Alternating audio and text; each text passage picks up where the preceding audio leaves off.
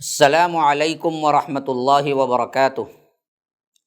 بسم اللہ الرحمن الرحیم وبہ نستعین واصلی واسلم علی رسولہ الکریم وبعد، فاعوذ باللہ السمیع العلیم من الشیطان الرجیم من ہمزہ ونفثہ ونفخہ۔ يا أيها الذين آمنوا لا تقولوا راعنا وقولوا انظرنا واسمعوا وللكافرين عذاب أليم۔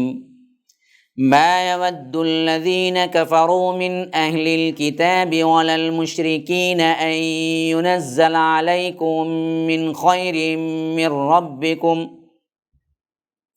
واللہ یختص برحمتہ من یشاء واللہ ذو الفضل العظیم۔ ما ننسخ من آیۃ او ننسها نأت بخیر منها او مثلها الم تعلم ان اللہ علی کل شیء قدیر۔ ألم تعلم أن الله له ملك السماوات والأرض وما لكم من دون الله من ولي ولا نصير۔ أم تريدون أن تسألوا رسولكم كما سئل موسى من قبل ومن يتبدل الكفر بالإيمان فقد ضل سواء السبيل۔ اللهم أرنا الحق حقا وارزقنا اتباعه وأرنا الباطل باطلا وارزقنا اجتنابه۔ اللهم علمنا ما ينفعنا وانفعنا بما علمتنا وارزقنا علما۔ رب اشرح لي صدری ویسر لی امری واحلل عقدۃ من لسانی یفقہوا قولی۔ برادران اسلام، واجب الاحترام بزرگوں، دوستوں، عزیز ساتھیوں، لائق احترام ماؤں اور بہنوں، تفسیر القرآن جو MSLA لائف ٹی وی کے ذریعے آپ کے سامنے مسلسل پیش خدمت ہے۔ اللہ کے فضل و کرم سے ہم سورہ بقرہ کے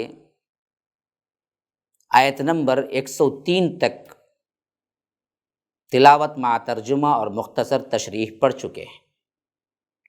آج میں آپ کے سامنے ان آیات کو تلاوت کر کے اللہ کے نام کے ساتھ اس کا ترجمہ آپ کے سامنے پیش کر رہا ہوں۔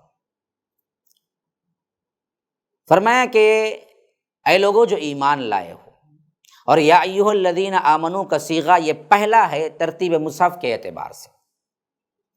قرآن میں تقریباً 90 مرتبہ اللہ تبارک و تعالی نے اس صیغے سے خطاب کیا ہے۔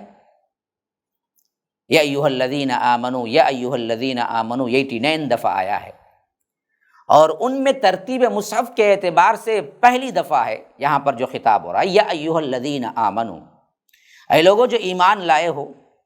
فرمایا کہ لا تقولوا راعنا، دیکھو راعنا نہ کہو، وقولوا انظرنا، انظرنا کہو، واسمعوا، اور بات کو سنو، وللکافرین عذاب علیم، کافروں کے لیے تو ہم نے دردناک عذاب تیار کر رکھا ہے۔ پھر اس کے بعد فرمایا ما یود الذین کفروا من اہل الکتاب، جن لوگوں نے کفر کیا ہے اور اہل کتاب میں سے، وہ کبھی نہیں چاہتے، اور ولل مشرکین، اور مشرکین کی بھی یہی حالت ہے، وہ بھی نہیں چاہتے، ان ینزل علیکم من خیر من ربکم، کہ اللہ تبارک و تعالی تم پر خیر میں سے، تمہارا رب تم پر خیر نازل کرے۔ حالانکہ اللہ تبارک و تعالی کی رحمت کا اترنا جو ہے وہ اللہ کے ہاتھ میں ہے۔ واللہ یختص برحمتہ من یشاء، اللہ تعالیٰ جس کو چاہے مختص کر سکتا ہے اپنی رحمت کے لیے، جس پر چاہے اپنی رحمت کو نازل کر سکتا ہے۔ لیکن یہ اہل کتاب اور مشرکین یہ نہیں چاہتے ہیں کہ اللہ کی رحمت آپ پر ہو، واللہ ذو الفضل العظیم کہ اللہ تبارک و تعالی فضل والا اور بہت بڑا عظیم فضل والا ہے۔ ما ننسخ من آیت، اب ایک خاص واقعے کی طرف اشارہ ہے کہ جو کچھ ہم منسوخ کرتے ہیں، مٹاتے ہیں کوئی آیت، یا او ننسیہا بھلا دیتے ہیں، ناتی بخیر منہا او مثلہا تو لے آتے ہیں ہم اس سے بہتر یا اس جیسی ہی دوسری آیت۔ الم تعلم ان اللہ، کیا تم نہیں جانتے کہ اللہ تبارک و تعالی ہر چیز پر قادر ہے، علی کل شیء قدیر۔ الم تعلم ان اللہ لہ ملک السماوات والارض، کہ کیا تم نہیں جانتے کہ اللہ تبارک و تعالی کے ہی ہاتھ میں ہے آسمانوں اور زمین کی ملکیت۔ وما لکم من دون اللہ من ولی ولا نصیر، کہ اللہ تبارک و تعالی کے علاوہ تمہارے لیے نہ کوئی دوست ہے نہ کوئی مددگار ہے۔ ام تریدون ان تسألوا رسولکم، کیا تم چاہتے ہو کہ ویسے ہی سوال کرو اپنے رسول سے، کما سئل موسیٰ من قبل، جیسے اس سے پہلے موسیٰ کی قوم نے موسیٰ سے کیا تھا، یعنی یہودی کرتے تھے۔ ومن یتبدل الکفر بالایمان، اور جو بھی اختیار کر لے کفر کو ایمان کے بدلے، فقد ضل سواء السبیل، کہ بے شک وہ بھٹک گیا، سیدھی راہ سے وہ بھٹک گیا ہے۔ ان آیتوں کا ترجمہ میں نے پیش کیا تو اس کو سمجھنے کے سلسلے میں بہت سے وہ واقعات بھی پیچھے ہیں جن کو سننے کے بعد صحیح مفہوم آپ کے ذہنوں میں آ جائے گا۔ بات یہ ہے کہ یہ یہودیوں کی بات چل رہی تھی، تو ان کے کرتوت، سیاہ کرتوت جو ماضی میں تھے، اللہ تبارک و تعالیٰ وہ بھی ذکر کر رہا ہے، اور ساتھ میں جو اس وقت اللہ کے رسول کے ساتھ کر رہے تھے وہ بھی ذکر کر رہا ہے۔ ان کا معاملہ یہ تھا کہ جب اللہ کے رسول صلی اللہ علیہ وسلم کی مجلس میں آ کے بیٹھتے، منافق آتے یا مسلمانوں کا بھیس بدل کے آتے، تو اللہ کے رسول صلی اللہ علیہ وسلم سے مذاق کرتے، ایسے طریقے سے جیسے معلوم ہی نہ ہو۔ جو مخلص صحابہ ہیں، جو معصوم صحابہ تھے، ان کو پتہ بھی نہیں چلتا یہ دراصل کیوں ایسی بات کر رہے ہیں، لیکن اصل مقصود اس سے ان کا مذاق ہوتا تھا۔ تو اللہ تبارک و تعالی نے اس مذاق ہی کو ختم کرنے کے لیے وہ جو لفظ تھا وہ لفظ ہی کو کہنے سے روک دیا ایمان والوں سے۔ ہوا کیا، یہ لوگ جب آتے تھے تو اللہ کے رسول صلی اللہ علیہ وسلم جب بات کہتے، واز کر رہے ہوتے، تو یہ لوگ کہتے، اللہ کے رسول ذرا ہماری رعایت کیجیے۔ راعینا کا مطلب ہے کہ دوبارہ کہیے، ذرا ہم کو سمجھنے میں دقت ہو رہی ہے، آہستہ کہیے یا سمجھائیے۔ جیسا کہ کیا ہے، انگلش میں لفظ استعمال ہوتا ہے پارڈن، پھر ایک مرتبہ بتائیے کیا کہا، تو یہ مطلب ہوتا ہے راعینا کا۔ لیکن ایک اس میں دوسرا مطلب بھی ہوتا ہے، وہ مطلب ہے راعینا کو اگر عین کے بعد تھوڑا کھینچ دیا جائے، راعینا اگر کہہ دیا جائے تو اس کا مطلب ہوتا کہ اے میرے چرواہے، بکریاں چرانے والا جو چرواہا ہوتا ہے اس کو پکارنے کے مطلب میں ہوتا راعینا، راعینا کے بجائے راعینا۔ اب صحابہ جو سادہ لوگ تھے، اللہ کے رسول صلی اللہ علیہ وسلم کے بیانات کو، نصیحت کو سننے کے لیے بیٹھے ہوئے تھے۔ اب اس میں کوئی منافق اس نیت سے اصل میں پکارتا تھا کہ اندر دل کے اندر راعینا کے مطلب کے ساتھ پکارتا تھا، لیکن سامنے جو صحابی تھے وہ سمجھتے تھے کہ واقعتاً وہ نہیں سمجھا ہے، واقعتاً وہ نہیں سمجھا ہے، تو وہ پوچھ رہا ہے کہ اللہ کے رسول ذرا میری رعایت کیجیے، میں کم سمجھ آدمی ہوں، دوبارہ کہیے۔ لیکن اصل میں یہ شرارت پسند اندرونی طور پر اللہ کے رسول صلی اللہ علیہ وسلم کا مذاق اڑا رہا تھا۔ اب دراصل کوئی پوچھا، اس کا دیکھا دیکھی حسن نیت کے ساتھ وہ لفظ کوئی اور بھی صحیح صحابی جو مخلص صحابہ تھے ان کے لفظ سے بھی، ان کی زبان سے بھی نکل گیا، تو یہ اور ٹھٹا مذاق اور کنکھیوں سے دیکھ کر ایک دوسرے کا مذاق اڑاتے کہ دیکھو ہم جو کہہ رہے ہیں یہ بھی اب کہہ رہے ہیں۔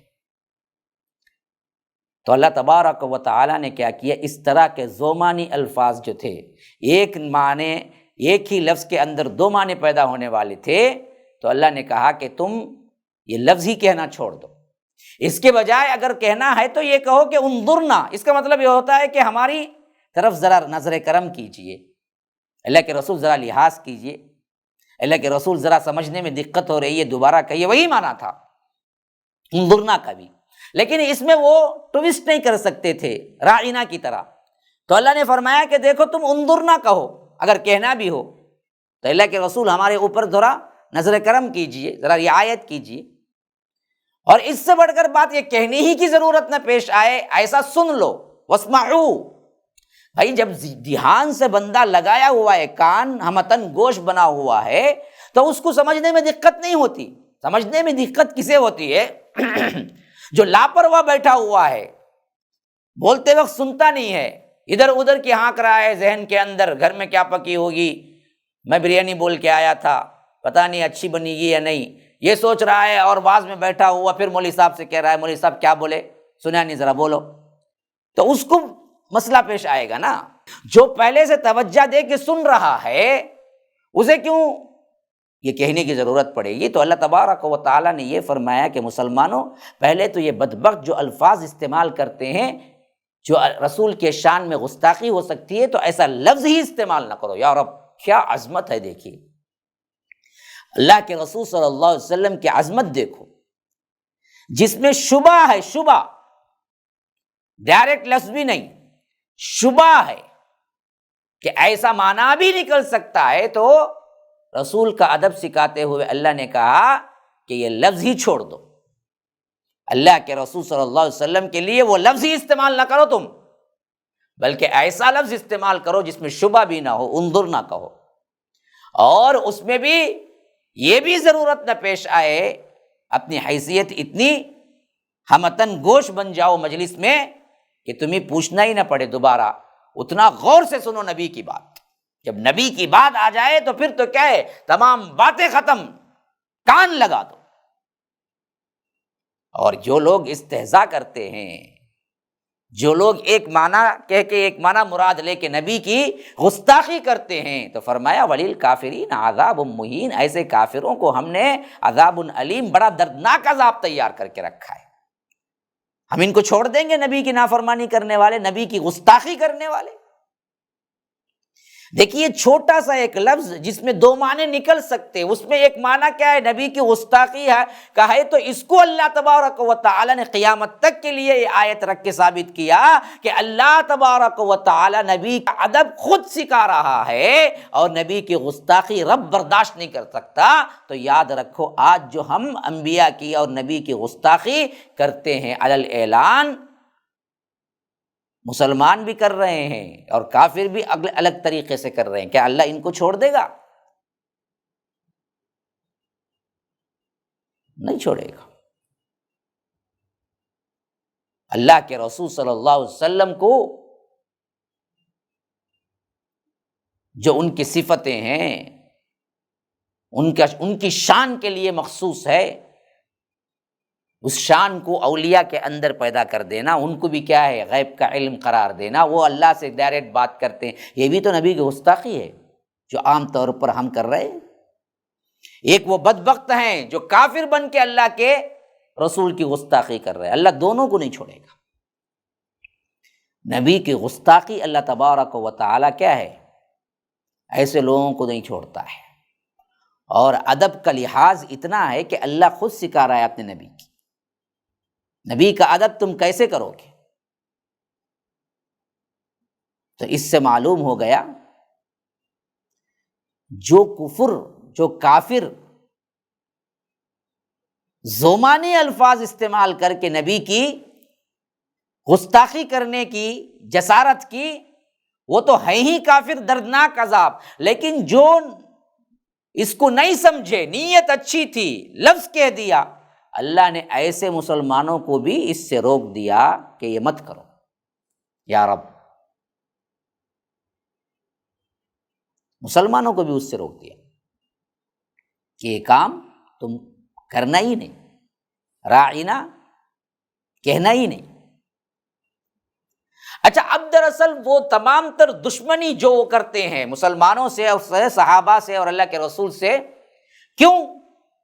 یہ دراصل کیا ہے، اللہ تبارک و تعالی وہاں پر توجہ دلا رہا ہے کہ اصل یہ تمام مسئلے جو تم سے دشمنی، اللہ کے رسول سے مذاق اور بار بار اذیت دینے کا یہ سوچ رہے ہیں، کیوں؟ اس واسطے کہ یہ اہل کتاب اور مشرکین چاہتے نہیں ہیں کہ یہ اللہ کی رحمت یعنی نبوت اور قرآن اور وحی کیوں اصل میں اللہ نے تم پر اتارا، یعنی امت مسلمہ کو کیوں دیا۔ چاہتے تھے یہ بنی اسرائیل میں اترے، یہ اصل غصہ ہے۔ اور بعد میں ان کی دیکھا دیکھی مشرکین بھی اس میں شامل ہو گئے، ان بدبختوں نے ایمان لانے کے بجائے یہ کہنا شروع کر دیا کہ یہ ہمارے قبیلے میں کیوں نہیں آئے۔ بعضوں نے کہا کہ یہ دراصل کیا ہے، طائف اور مکے کے سرداروں پہ کیوں نہیں اترا۔ بعضوں نے کہا کہ بنی ہاشم ہر معاملے میں آگے بڑھتے رہے، ہم بھی کیا ہے مقابلہ کرتے رہے، لیکن اب نبوت کا معاملہ لائے تو ہم کہاں سے نبوت لائیں گے، تو ہم نہیں مانیں گے۔ یہاں بھی اصل میں زدم زدہ تھی۔ ابو لہب اس واسطے ہی چچا ہوتے ہوئے بھی ایمان نہیں لایا، حالانکہ وہ حق پہ سمجھتا تھا۔ آخر اس کا مسئلہ کیا تھا، وہ خود بیان کیا ایک مرتبہ کہ اصل مسئلہ یہ ہے کہ میں چھوٹا بن جاؤں، میں کیوں بن جاؤں، میں کیوں اپنے بھتیجے کی اطاعت کروں۔ اللہ کو اگر نبی بنانا تھا تو ہم میں سے بناتا، مجھے بناتا۔ تو یہی مسئلہ تھا کہ وہ اللہ کی رحمت کو اپنے خیال کے مطابق لانا چاہتے تھے، تو اللہ نے کہا بدبختو یہ میرا اپنا ہے، میں جس پر چاہتا ہوں اپنا قرآن اپنی کتاب نازل کرتا ہوں، جس پر چاہتا ہوں میں مخصوص بندوں کو اپنا بنا لیتا ہوں، میری رحمت میں جس پر چاہتا ہوں اتارتا ہوں۔ یختص برحمتہ من یشاء، اللہ تبارک و تعالی جس کو چاہتا ہے خالص کر لیتا ہے اپنی رحمت کے لیے۔ تم کون ہوتے ہو؟ وہ عالم الغیب والشہادہ ہے، اس کو معلوم ہے کس کو کیا دینا ہے۔ تم کون ہوتے ہو رب کے افعال میں رکاوٹ پیدا کرنے والے، یا آ کر تجویز دینے والے، یا اللہ کو مشورہ دینے والے؟ تم کون ہوتے ہو؟ واللہ ذو الفضل العظیم، اللہ تبارک و تعالی بڑا ہی فضل والا ہے۔ اپنا فضل کس پر کرنا ہے، اپنی رحمت کس پر کرنا ہے، یہ اللہ تبارک و تعالی کو معلوم ہے۔ تو اللہ نے جب جو کیا اس پر تم کو راضی رہنا ہے، بس اس رحمت کو پا لینے کے لیے تم کو بھی کیا ہے، خواہش ہے تو آؤ اسلام قبول کرو، یعنی کہ تم اللہ تبارک و تعالی کے کام پر اعتراض کرو۔ پھر اس کے بعد خاص طور پر جو مشرکین اور یہودی اللہ کے رسول صلی اللہ علیہ وسلم کے انکار کرنے کے لیے جو اعتراضات کرتے تھے، ان میں کا ایک اعتراض، جیسے پہلے آیا تھا جبرائیل علیہ السلام پر اعتراض کیا تو جواب آ گیا، ویسے ہی یہ اعتراض بھی کہ اگر اللہ کی طرف سے یہ کلام ہے تو پھر یہ کلام بدلتا کیوں ہے؟ یعنی اللہ تبارک و تعالی نے جب قرآن نازل ہو رہا تھا تو اس وقت کئی طرح کا نسخ ہوا۔ نسخ کا مطلب کیا ہے؟ منسوخ کر دینا، مٹا دینا۔ کئی اقسامات ہیں، کیونکہ یہ دراصل گہری طور پر عمیق تفسیر کا موقع نہیں ہے، میں عام زبان میں کہتا ہوں کہ اللہ تبارک و تعالی نے کسی آیت کو اتارا تو اس آیت کو رکھا، حکم کو مٹا دیا، اور اسی طرح اللہ تبارک و تعالی نے آیت ہی کو مٹا دیا، حکم باقی رکھا۔ ایسے کئی مثالیں ہیں جس میں اللہ تبارک و تعالی نے قرآن میں وہ آیت رکھا، پھر بعد میں دوسری آیت سے اس کو تبدیل کر دیا۔ یہ کام کب ہوا؟ جب نزول قرآن ہو رہا تھا، تب تک۔ نزول قرآن کے بعد نہ اس کے اندر کوئی ایک واو گر سکتا ہے، نہ بڑھ سکتا ہے، نہ ایک زیر زبر پیش اوپر نیچے ہو سکتا ہے، لیکن قرآن کے نزول کے وقت ایسا ہوا۔ تو یہ دراصل اس پر اشکال کرنے لگے یہ لوگ کہ اگر یہ اللہ کی طرف سے ہے تو کیا جی اللہ بھول جاتا ہے کیا؟ اللہ تبارک و تعالیٰ ایک مرتبہ ایک کہہ دیتا ہے، پھر اس کے بعد کیا ہے وہ آیت کو مٹا کر کوئی دوسری آیت لے آتا ہے۔ تو اس طرح انہوں نے کیا کیا، قرآن کو مذاق اور اس ناسخ و منسوخ کے علم کو، چونکہ بہت اہم ترین علم تھا، اس کا مذاق بنایا، تو اللہ تبارک و تعالیٰ نے اس کی تردید کی۔ تو اب ذرا اس کو سمجھ لیجئے، نسخ کا مطلب اصل میں کیا ہے؟ زائل کر دینا، مٹا دینا، کسی شے کو ختم کر دینا، یہ بھی نسخ کی ایک صورت ہے، یا اس کو نکال کر اس جیسی ایک چیز کو وہاں پر بٹھا دینا، یہ بھی ایک کیا ہے؟ نسخ کی ایک کیفیت ہے۔ اور قرآن کے اندر نسخ کی جو چیزیں ہیں وہ بہت سی چیزوں میں تبدیلی ہوئی۔ حضرت ابی بن کعب حضرت عائشہ سے مروی ہے، سورہ احزاب تلاوت میں سورہ بقرہ کے برابر تھی، جیسا کہ سورہ احزاب میں یہ تفصیل سے میں بیان کروں گا۔ تو ان میں بہت سی چیزیں کم کی گئی، پھر اس کے بعد جو ضرورت تھی وہ رکھ دی گئی۔ اور اسی طرح ایک روایت میں آتا ہے کہ ایک شخص رات کو اٹھتا تاکہ قرآن کی سورت تلاوت کرے، تو کچھ بھی پڑھنے پر قادر نہ ہوا، دوسرا اٹھا وہ بھی قادر نہ ہوا، تیسرا اٹھا وہ بھی قادر نہ ہوا۔ صبح اللہ کے رسول صلی اللہ علیہ وسلم کے دربار میں حاضر ہوئے تو کہا کہ اللہ کے رسول، میں قرآن کی سورت کا یہ آیت کا یہ ٹکڑا پڑھنے پر قادر نہ ہوا۔ یہی کیفیت دوسرے نے کہا، تیسرے نے بھی کہا۔ تو اللہ کے رسول صلی اللہ علیہ وسلم نے فرمایا یہ کہ سورہ گزشتہ رات اللہ تعالیٰ نے منسوخ کر دی۔ تو ایسے احوال بھی ہوتے تھے۔ اور اسی طرح بہت سی آیتیں وہ ہیں جو آیت ہے لیکن حکم منسوخ ہو گیا، جیسا کہ یا ایھا الذین آمنوا لا تقربوا الصلاۃ وانتم سکارى، اے ایمان لانے والو نشے کی حالت میں نماز کے قریب نہ جاؤ۔ یہ آیت اب بھی موجود ہے لیکن اس کا حکم موجود نہیں ہے، کیونکہ یہ شراب کے حرام ہونے سے پہلے کی آیت تھی۔ تو کوئی آج شراب پی کے کیا ہے نماز کو نہیں آؤں گا نہیں کہہ سکتا۔ تو اس طرح بہت سی چیزیں ایسی ہیں جو اللہ تبارک و تعالی نزول قرآن کے وقت محو کیا یا اس جیسی۔ تو اس پر جب اعتراض ہوا تو اللہ نے کہا کہ دیکھو، ہم جب کسی آیت کو مٹاتے ہیں یا بھلاتے ہیں تو ناتی بخیر منہا و مثلہا، ہم اس کے بدل میں کیا ہے اسی کے مثل یا اس سے بہتر جو ہے وہ لے آتے ہیں۔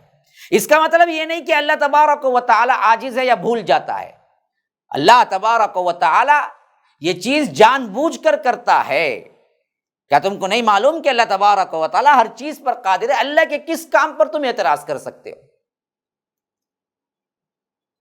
یہاں تک کہ الم تعلم ان اللہ لہ ملک السماوات والارض، کیا تم کو معلوم نہیں ہے آسمان اور زمین کی بادشاہی کل کی کل کس کے پاس ہے؟ میرے پاس ہے، اور میں جو چاہتا ہوں کروں گا۔ تم کون ہوتے ہو کہ مجھ پر سوال کرنے والے؟ وما لکم من دون اللہ من ولی ولا نصیر، یاد رکھو اللہ کے علاوہ نہ کوئی تمہارا دوست ہے نہ تمہارا کوئی مددگار ہے۔ اوروں کو ڈھونڈتے ہو تو ڈھونڈ لو، لیکن کوئی تمہیں اللہ تبارک و تعالی کے راہ سے نہیں بچا سکے گا۔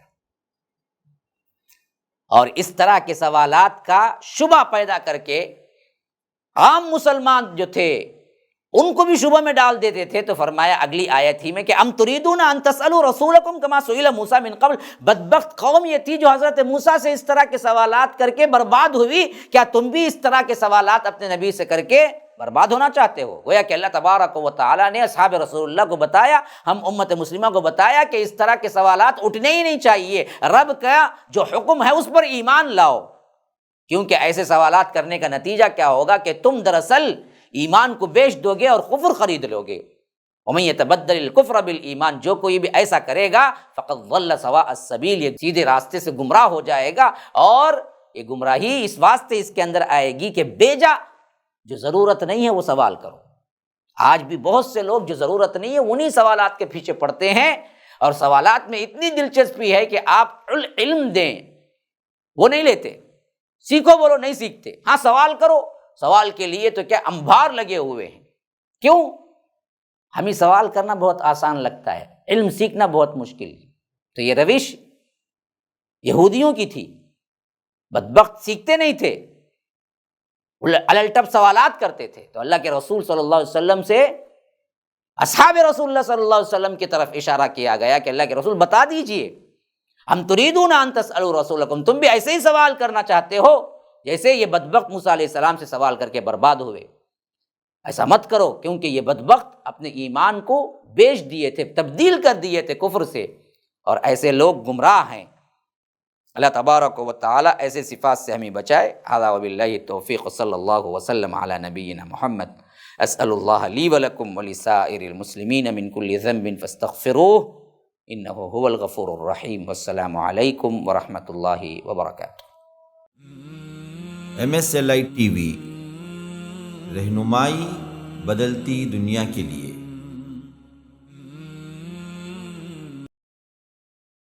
السلام علیکم ورحمۃ اللہ وبرکاتہ۔ الحمد للہ رب العالمین، الصلاۃ والسلام علی اشرف الانبیاء والمرسلین، نبینا محمد وعلی آلہ وصحبہ اجمعین، وعلی من تبعہم بإحسان الی یوم الدین، وبعد۔ برادران اسلام، واجب الاحترام بزرگوں، دوستوں، عزیز ساتھیوں، لائق احترام ماؤں اور بہنوں، الاحادیث النبویہ، اس عنوان کے تحت امام بخاری رحمہ اللہ نے جو کتاب تصنیف کی، حدیث کی صحیح ترین کتاب اور کتاب اللہ کے بعد سرزمین دنیا پر سب سے صحیح ترین کتاب صحیح البخاری کا مطالعہ ہم اللہ تبارک و تعالیٰ کے فضل و کرم سے MSLI لائیو TV کے ذریعے کرتے آ رہے ہیں۔ اللہ کے فضل و کرم سے گزشتہ کے درس تک بخاری کے 42 احادیث کو ہم نے پڑھا، سمجھا، اور امید ہے ضرور بالضرور عمل کرنے کی کوشش بھی کریں گے۔ اللہ تبارک و تعالی ہم سب کو کہنے سننے سے زیادہ عمل کی توفیق عطا فرمائے۔ آج اس درس میں انشاءاللہ العزیز ہم اللہ کے نام کے ساتھ 43 حدیث نمبر سے شروع کریں گے، جس کے لیے امام بخاری رحمہ اللہ نے سب ہیڈنگ کے ساتھ حدیث کو لایا ہے۔ کتاب الایمان مین ہیڈنگ ہے، اور اس کے تحت 43 حدیث کو لانے سے پہلے امام بخاری رحمہ اللہ نے باب باندھا ہے احب الدین الی اللہ عز وجل ادومھا، یعنی معنی یہ ہے کہ اللہ کو دین کا وہ عمل سب سے زیادہ پسند ہے جس کو وہ پابندی سے کرتا ہے، یعنی وہ عمل جو زیادہ ہے وہ پسند نہیں، بلکہ وہ عمل جو کم ہے لیکن ہر وقت ہر طرح پابندی کے ساتھ روزانہ کرتا ہے۔ کبھی جوش میں آیا، اچانک پوری رات عبادت کر دی، لیکن دوسرے دن کی نمازیں بھی جاتی رہی، اور پھر 1-2 مہینے کبھی رات میں اٹھنا ہی نصیب نہیں ہوا بندے کو۔ ایسا نہیں، بلکہ کیا ہے، فجر سے بالکل 15 منٹ 10 منٹ پہلے اٹھے 2 رکعت ہی نماز پڑھ لے، لیکن یہ 2 رکعت مداومت کے ساتھ پڑھے، یہ عمل اللہ کو اس عمل سے زیادہ محبوب ہے۔ اس ٹاپک کو باب بناتے ہوئے، کیونکہ ادوم اس کا مطلب ہے ہمیشگی کے ساتھ، تو اب روایت لائے ہیں اس طرح 43 حدیث امام بخاری رحمہ اللہ اس طرح لائے ہیں کہ حدثنا محمد بن المثنى قال حدثنا یحییٰ عن ہشام قال اخبرنی ابی عن عائشة رضی اللہ عنہا ان النبی صلی اللہ علیہ وسلم دخل علیہا وعندها امرأة قال من هذه قالت فلانة تذکر من صلاتها قال مہ علیکم بما تطیقون فواللہ لا یمل اللہ حتی تملوا وکان احب الدین الیہ ما دوام علیہ صاحبہ۔ اس روایت کو امام مسلم بھی لائے ہیں اور نسائی بھی اس کو لائے ہیں۔ روایت کیا ہے؟ ایک واقعے کی شکل میں ہے۔ ترجمہ پہلے ہم پڑھ لیتے ہیں۔ فرمایا کہ ہم سے محمد بن المثنی نے بیان کیا، ان سے یحییٰ نے ہشام کے واسطے سے نقل کیا ہے۔ وہ کہتے ہیں کہ مجھے میرے باپ عروہ نے حضرت عائشہ رضی اللہ عنہا سے روایت کرتے ہوئے نقل کیا ہے کہ اللہ کے رسول صلی اللہ علیہ وسلم ایک دن حضرت عائشہ کے پاس آئے، یعنی حضرت عائشہ کہہ رہی ہیں اس وقت ایک عورت میرے پاس بیٹھی ہوئی تھی، آپ نے دریافت کیا یہ کون ہے؟ میں نے عرض کیا فلاں عورت۔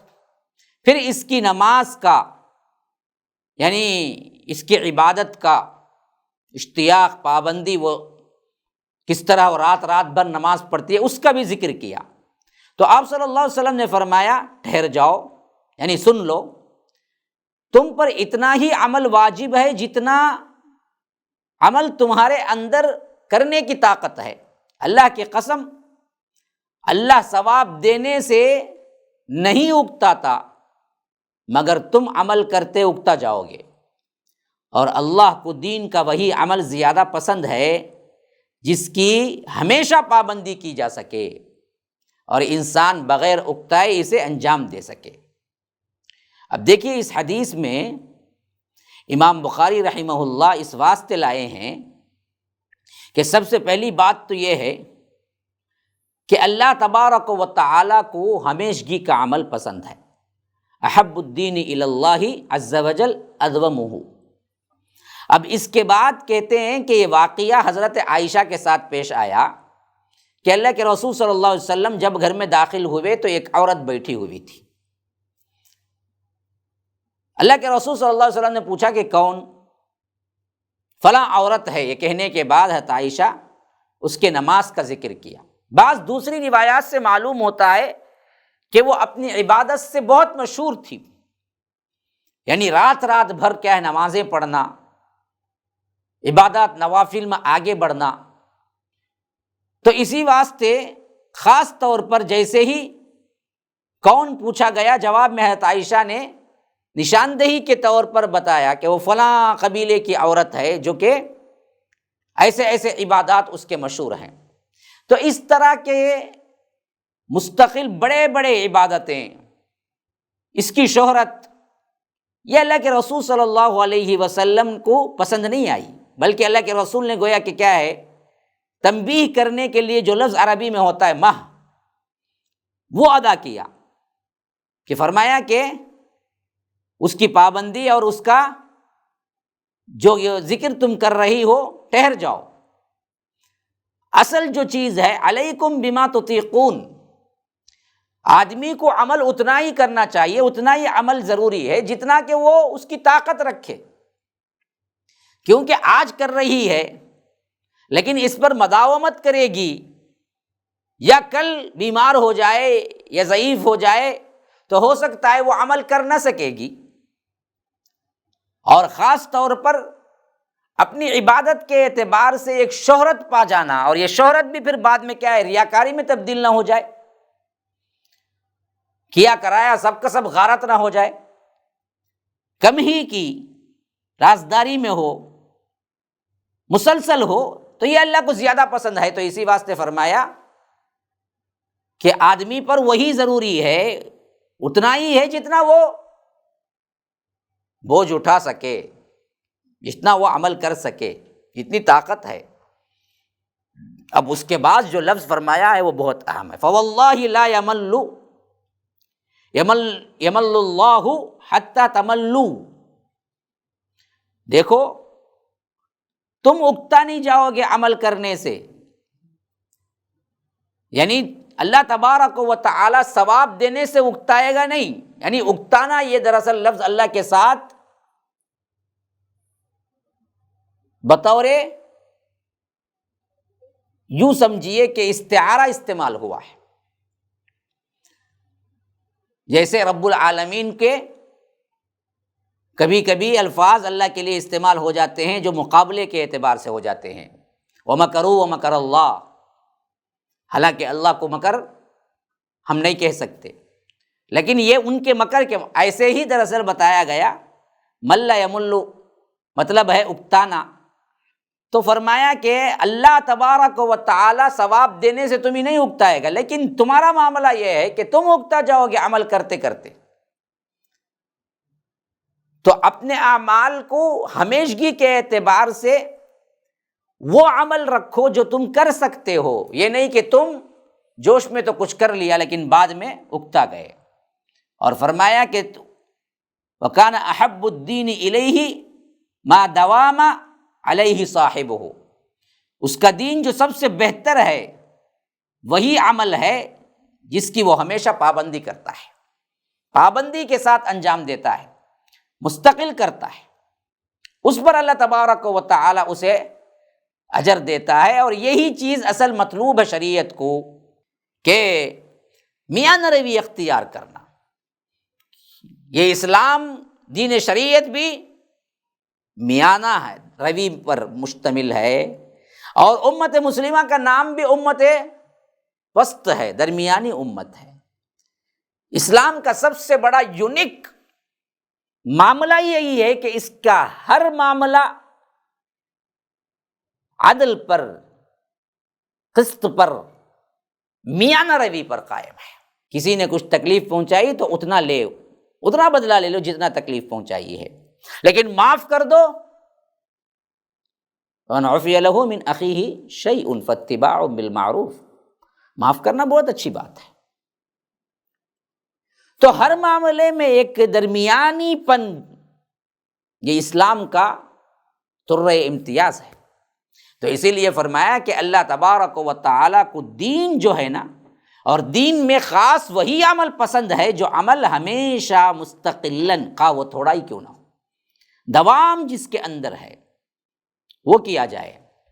تو اس عورت کی وہ شہرت اور وہ رات کی نمازیں، وہ لمبے لمبی عبادتیں، اللہ کے رسول صلی اللہ علیہ وسلم نے اس کی مدح نہیں کی، بلکہ کہا کہ اللہ کو وہی چیز پسند ہے جو میانہ روی سے کیا جائے۔ تو یہاں پر ہمیں یہ سبق ملا کہ جو لوگ عبادتوں میں متشدد ہو جاتے ہیں اور اپنے آپ کو ایسے بنا لیتے ہیں جس سے ان کی شہرت، ان کا سب کچھ محور، امتیازی شان ہی یہی بنتا ہے کہ بھائی ہمیشہ اللہ والے بھائی مسجد ہی میں بیٹھے رہتے ہیں، دعا کے لیے ہاتھ اٹھاتے ہیں تو گھنٹوں دعا کرتے ہیں، سجدے میں جاتے ہیں تو انسان سمجھے کہ مر گئے ہیں، ایسے الفاظ اگر کیا گردش کر رہے ہیں تو اس انسان کے لیے خطرہ ہے، اس واسطے کہ ایک تو ریاکاری آنے کا اندیشہ ہے، اور اسے دین میں پسند نہیں کیا گیا۔ دین میں وہ پسند کیا گیا وہ یہ کہ اس کی استطاعت کے مطابق وہ عبادت کرے، حرام کاری سے بچے، حلال میں جائز حد تک استعمال کر لے، اور اخلاق کا نمونہ رہے، حیاداری کے ساتھ زندگی گزارے۔ یہ اسلام ہمیں سکھاتا ہے۔ بہت لمبے لمبے صوفیانہ طرز کی عبادتیں، جبے قبے، اور اس کے ساتھ ساتھ کیا ہیں اپنی عبادت کی کیا ہیں دھاگ لوگوں پر، یہ تمام چیزیں کیا ہیں اسلام کے مزاج سے میل نہیں کھاتا۔ اس واسطے ایسے لوگ جو ہیں نا وہ اپنے آپ کو ایک مرتبہ پھر عصر نو اپنی زندگی پہ نظر ڈال کے اسلام کا جو مزاج ہے اس کو اپنا لیں گے تو عوام کو بھی سمجھنے میں غلطی نہیں ہوگی، دھوکہ نہیں ہوگا۔ اسی لیے اللہ کے رسول صلی اللہ علیہ وسلم نے اس عورت کی مدح نہیں کی، حالانکہ وہ مدح کی مستحق تھی نا جی، کیونکہ عبادتوں سے مشہور تھی، کوئی برا عمل اس سے مشہور نہیں تھی۔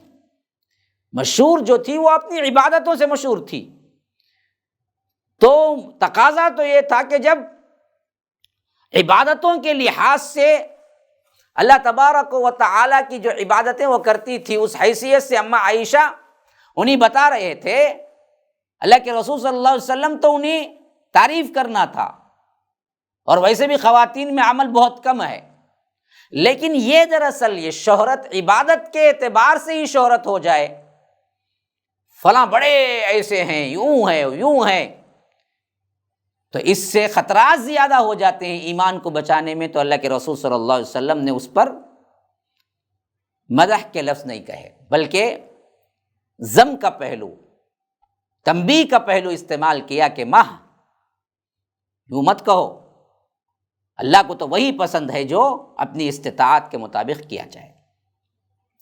آگے باب لاتے ہیں امام بخاری رحمہ اللہ، جو اس کتاب کے ابتدا میں بھی لائے تھے، زیادت الایمان و نقصانہ، اس باب میں کہ ایمان کی کمی اور زیادتی بیان کی جائے گی۔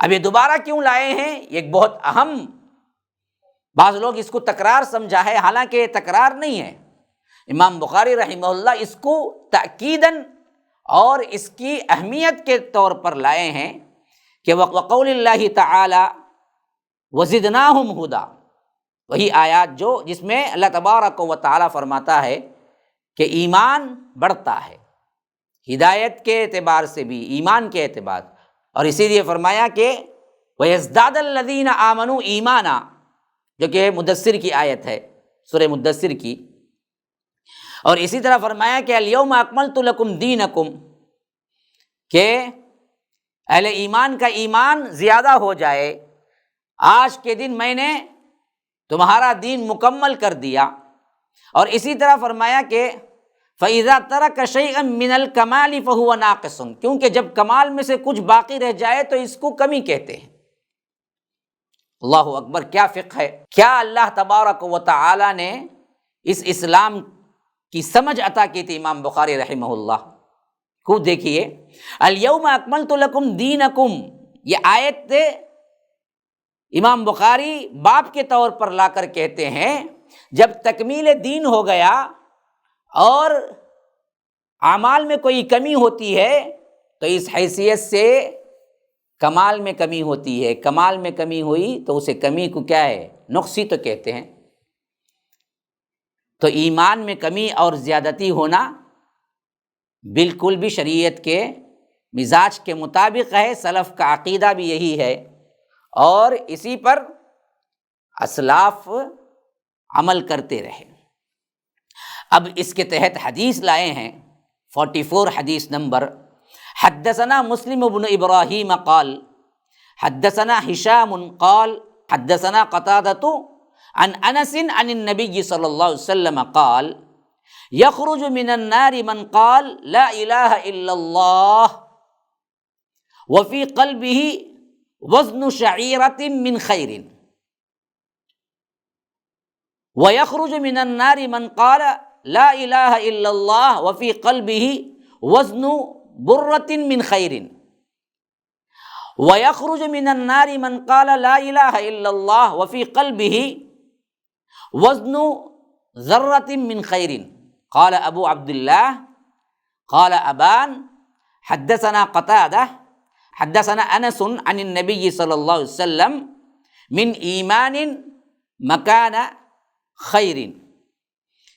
اس حدیث کے اندر بہت سی چیزیں امام بخاری رحمہ اللہ نے دلیل کے طور پر ذکر کی ہیں کہ ایمان کے اندر کمی زیادتی ہوتی ہے، جس کا ترجمہ یہ ہے کہ ہم سے مسلم بن ابراہیم نے بیان کیا، ان سے ہشام نے، ان سے قتادہ نے، اور قتادہ نے حضرت انس کے واسطے سے نقل کیا ہے کہ وہ اللہ کے رسول صلی اللہ علیہ وسلم سے روایت کرتے ہیں کہ آپ صلی اللہ علیہ وسلم نے فرمایا جس شخص نے لا الہ الا اللہ کہہ لیا اور اس کے دل میں جو کے برابر بھی ایمان ہے، ہاں وزن شعیرۃ، جو کا ایک دانہ، اس کے برابر بھی ایمان ہے، تو وہ ایک نہ ایک دن دوزخ سے ضرور نکلے گا، اور وہ دوزخ سے وہ شخص بھی ضرور نکلے گا جس نے کلمہ پڑھا لا الہ الا اللہ اور اس کے دل میں گیہوں کے ایک دانے کے برابر ہی کیوں نہ ایمان ہے. یہاں ایمان کا لفظ یا خیر کا لفظ دونوں روایتیں آئی ہیں. اور دوزخ سے وہ بھی نکلے گا جس نے لا الہ الا اللہ کلمہ پڑھا اور اس کے دل میں ایک ذرے کے برابر بھی خیر ہے یا ذرے کے برابر بھی ایمان ہے.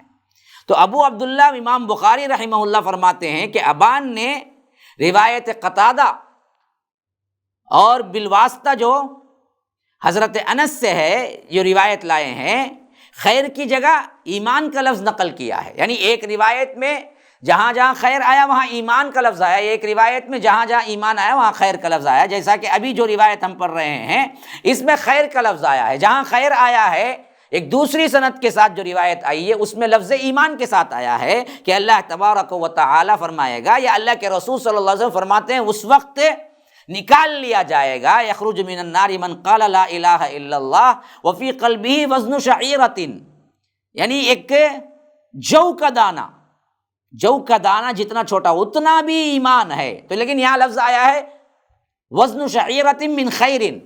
تو امام بخاری کہتے ہیں کہ ایک اور واسطے سے جو روایت آئی ہے اس میں وزن شعیرۃ من ایمان ہے.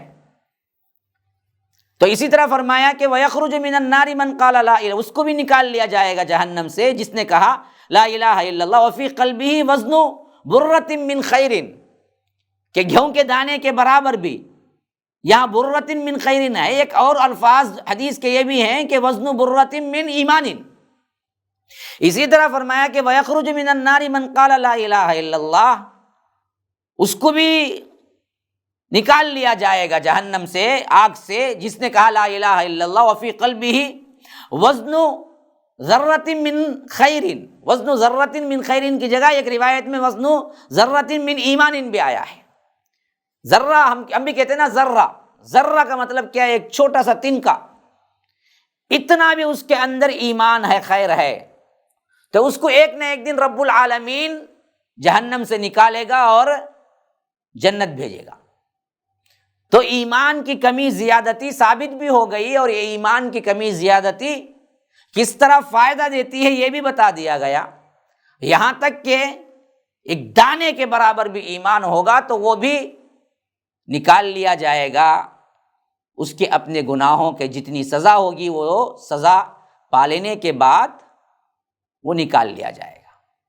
تو اسی واسطے امام بخاری رحمہ اللہ نے اس کو پھر دوبارہ لائے، لیکن سند دوسری ہے تاکہ ہر قسم کی تردید جتنی بھی ہو سکتی ہے وہ ہو جائے، اور جتنی روایتیں اس پر صحیح ترین امام بخاری رحمہ اللہ کو معلوم تھی انہوں نے سب کچھ ان مرجیہ اور معتزلہ اور اس وقت کے مضل اور ضال فرقے جو تھے ان کی تردید میں ہمتن لگا دیے. جو کچھ بھی ہو سکا وہ سب کچھ لگا دیا امام بخاری رحمہ اللہ. معلوم ہوتا ہے کہ اہل ایمان کا یہی شیوا ہے، ہمیشہ برائی پہ خاموش نہیں بیٹھتے. برائی پر خالی برائی کہہ کے چھوڑ دینا بھی کیا ہے؟ عوام کو شہ دینے کے برابر ہوتا. ارے کچھ تو نہیں بولے نا بھائی. امام بخاری رحمہ اللہ گویا کہ اپنے عمل سے بتا رہے ہیں کہ ایمان کی کمی پیشی کا معاملہ ان بدبختوں نے غلط عقیدہ اختیار کیا کہ کمی پیشی نہیں ہوتی، سب کا ایمان برابر. کسی نے کیا ہے بڑے گناہوں سے دائمی جہنمی ہونے کا فتویٰ نکال لیا. تو یہ معتزلہ، یہ خوارج اور اسی طرح کیا ہے مرجیہ، ان سب کے لحاظ سے جس حد تک تردید ہو سکتی تھی وہ تمام کا تمام مواد جمع کرنے کی کوشش کی کتاب الایمان میں امام بخاری رحمہ اللہ. گویا کہ جب برائی معلوم ہو جائے تو علماء حق کا فریضہ یہ ہے کہ اس کو برائی اسی شدت سے بیان، یہ نہیں کہ معمولی طور پر چند باتیں کہہ دی جائیں بس عوام اس کو نہ سمجھیں ایسا یا آ کر وقات دیں، ویسا نہیں ہے. تو امام بخاری رحمہ اللہ کی جو بات ہمیں بار بار کوئی انسان پڑھتے ہوئے کتاب الایمان سوچ سکتا ہے کہ اتنی بار تکرار، اتنی بار حدیثیں، اتنی بار رد، ہاں تاکہ کوئی گنجائش نہ رہے ان باطل فرقوں کے پاس، کوئی ایسی حدیث کو وہ تعویل نہ کر سکیں، یہ کہہ سکیں کہ ارے انہوں نے تو ایک حدیث پیش کی بھائی ہمارے پاس اس سے زیادہ، یہ نہ کہہ سکیں.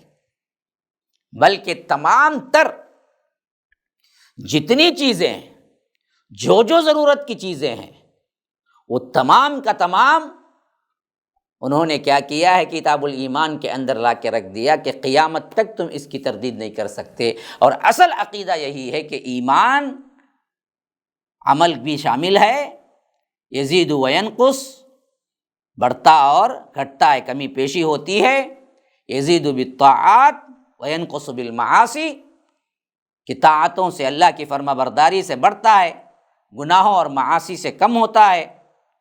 اور ایمان مجرد خالی قول کا نام نہیں ہے، لا یزید ولا ینقص کا جو رٹ لگائی جاتی ہے وہ صحیح نہیں ہے، خواہ وہ حنفیہ کے اکابر میں سے ہوں یا مرجیہ کے اعتقاد میں سے ہوں۔ ان سب کی تردید امام بخاری رحمہ اللہ شد و مت کے ساتھ کرتے ہیں۔ اور ایمان کا یہ معنی جو قرآن اور حدیث اور منہج سلف کے اعتبار سے مقرر ہوا کہ ایمان کیا ہے، ایمان اس چیز کا نام ہے جو اقرار باللسان، تصدیق بالقلب، عمل بالجوارح، یہ تینوں مرکب کا نام ایمان ہے۔ خالی اقرار باللسان نہیں ہے، زبان سے اقرار کرنا یہاں تک محدود نہیں ہے، فرمایا کہ تصدیق بالقلب، دل کے اندر بالکل اسے سچا ماننا، یہاں تک بھی نہیں ہے، عمل بالجوارح، اپنے اعضاء و جوارح سے اس کا ثبوت دینا۔ یہ تین بنیادی شروط کا مرکب کا نام ایمان ہے۔ اور اس کو ثابت کرنے کے لیے امام بخاری رحمہ اللہ نے ہر طریقے سے، ہر وہ حدیث جس میں اس کے اشارے ملتے، یہاں پر جوڑ دیا اور بتایا کہ دیکھو اس کے برعکس جنہوں نے عقیدہ رکھا وہ گمراہ ہوئے، وہ کتاب و سنت سے اپنے آپ کو نکالا، اور جو چیز انہوں نے پیش کی وہ کتاب و سنت کی نہیں تھی۔ اس حد تک ببانگ دہل پہنچانے کے باوجود بھی بہت سے لوگ بخاری پڑھتے پڑھاتے بھی ہیں تو بھی صاف یہ کہہ کے پڑھا دیتے ہیں کہ دیکھو بھائی یہ امام بخاری کا مسلک تھا، اس واسطے انہوں نے یہ حدیث لا لی، ورنہ تو ہمارا تو کیا ہے، ابو حنیفہ کا مسلک ہے، ہم تو یہی مانتے ہیں کہ ایمان مجرد قول کا نام ہے، اس کے اندر عمل نہیں آتا۔ ایسے پڑھانے والے کئی ہیں مدارس کے اندر آج بھی۔ یہ بے باکی ہے ہمارے لوگوں کی کہ قرآن اور حدیث سے کہ دلائل کے انبار اکٹھے کر دیے جائیں، پھر بھی قول امام کو نہ چھوڑتے، نہ دراصل کیا ہے رجوع کرتے، نہ اللہ سے توبہ کرتے، نہ اللہ کا خوف، نہ اللہ کے سامنے کھڑے ہونے کا خوف۔ تو اسی واسطے امام بخاری رحمہ اللہ نے قیامت تک آنے والے اس طرح کے اعتقادات رکھنے والے لوگوں کے لیے حجت قائم کر دی کہ کوئی کل یہ نہ کہہ سکے کہ ہمیں معلوم نہیں تھا۔ اللہ ان کی قبر کو نور سے بھر دے، اللہ تبارک و تعالی انہیں اس کا بہترین بدلہ دے۔ ھذا وباللہ التوفیق، وصلی اللہ وسلم علی نبینا محمد۔ اسأل اللہ لی ولکم ولسائر المسلمین من کل ذنب فاستغفروہ انہ هو الغفور الرحیم۔ السلام علیکم ورحمۃ اللہ وبرکاتہ۔ MSLI TV، رہنمائی بدلتی دنیا کے لیے۔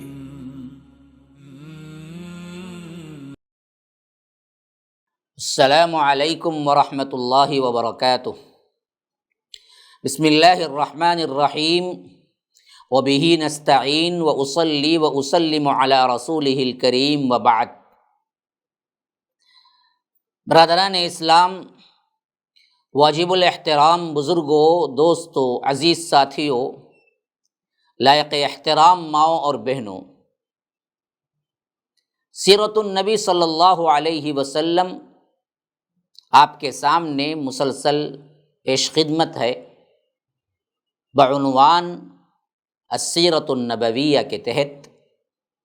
اور اللہ تبارک و تعالی کا بے انتہا فضل و احسان ہے کہ ہمیں سیرت سننے کی توفیق عطا فرمائی، مجھے سنانے کی توفیق عطا فرمائی، اور MSLI لائیو ٹی وی کے ذریعے آپ کو جو میں آپ تک یہ پیغام پہنچا رہا ہوں، اس کے لیے پیچھے جو ٹیم ورک کر رہی ہے، جو کام کر رہی ہے، اللہ ان کو بھی توفیق دی۔ اور سب سے بڑی بات تو یہ ہے کہ ان کی قربانیاں ہیں جس کے تحت آپ تک میں ان باتوں کو پہنچا رہا ہوں، تو دعا ہے کہ اللہ تبارک و تعالی ان سب کو خوش رکھے، صحت سے عافیت کے ساتھ رکھے۔ آپ بھی ہمیں دعاؤں میں یاد رکھیے گا اور ہمارے اس کاز میں شریک ہو جائیے۔ اس چینل کو سبسکرائب کیجئے، اس کا تعاون کیجئے، اس کو پھیلائیے، اور اس کے ذریعے اسلام کی دعوت جہاں جہاں تک ہو سکتی ہے اس کے لیے آپ اپنا تن من دھن لگائیں، تو یاد رکھیے انشاءاللہ اس کا بہت بڑا اجر ملنے والا ہے۔ تو مدنی زندگی کے جن احوال کو میں آپ کے سامنے پیش کر رہا ہوں، یہ اللہ کے رسول صلی اللہ علیہ وسلم مدینہ پہنچنے کے بعد کے ابتدائی ایام کے احوال ہیں، جس میں ایک سوسائٹی، ایک معاشرہ تشکیل پایا، اور اس معاشرے کے لیے اللہ کے رسول صلی اللہ علیہ وسلم نے جو تربیت، جو اخلاق پیش کیا تھا، جو نمونہ دیا تھا، جو احادیث سے ہمیں معلوم ہوتا ہے کہ اللہ کے رسول صلی اللہ علیہ وسلم نے صحابہ کو کس بات کی تاکید کی تھی، اگر آپ گزشتہ درس کو پھر ایک مرتبہ غور سے مطالعہ کریں گے تو پکار اٹھیں گے، سراپا رحمت، سراپا رحمت، سراپا رحمت، رحمت للعالمین بن کے آئے تھے، اور اسی پر معاشرے کی بنیاد تھی کہ محبت دو، محبت دو، محبت دو، خواہ سامنے والا تمہیں دیتا ہے یا نہیں دیتا ہے اس کی پرواہ نہیں، لیکن تم دیتے رہو، ایک دوسرے سے محبت کرو، ایک دوسرے پہ ایثار کرو، ایک دوسرے پر رحم کرو، ایک دوسرے کے کیا ہے تکالیف میں کام آؤ، ایک دوسرے کے ہر معاملے میں اگر وہ اچھا ہے تو تعاون کرو۔ یہ ایمان کی علامت قرار دیا گیا، یہ اسلام کی علامت قرار دیا گیا۔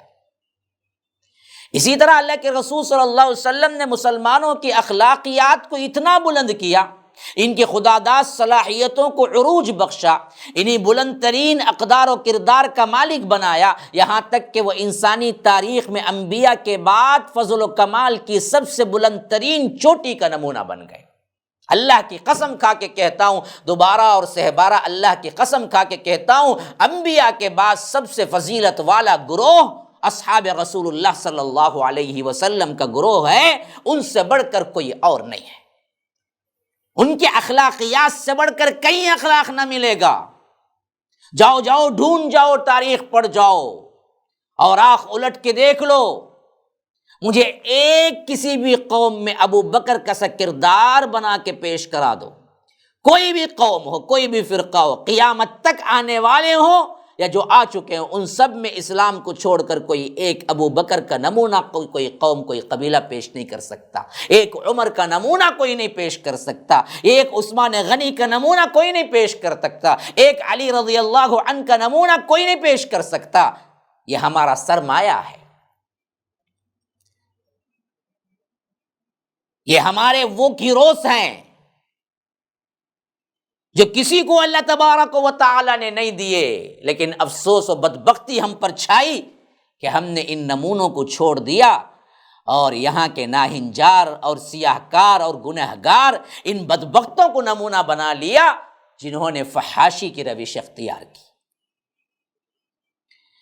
انسانیت کے اندر انبیاء کو چھوڑ کر اس سے زیادہ بہترین انسان تم نہ ماضی میں پا سکتے ہو، نہ مستقبل میں پاؤ گے۔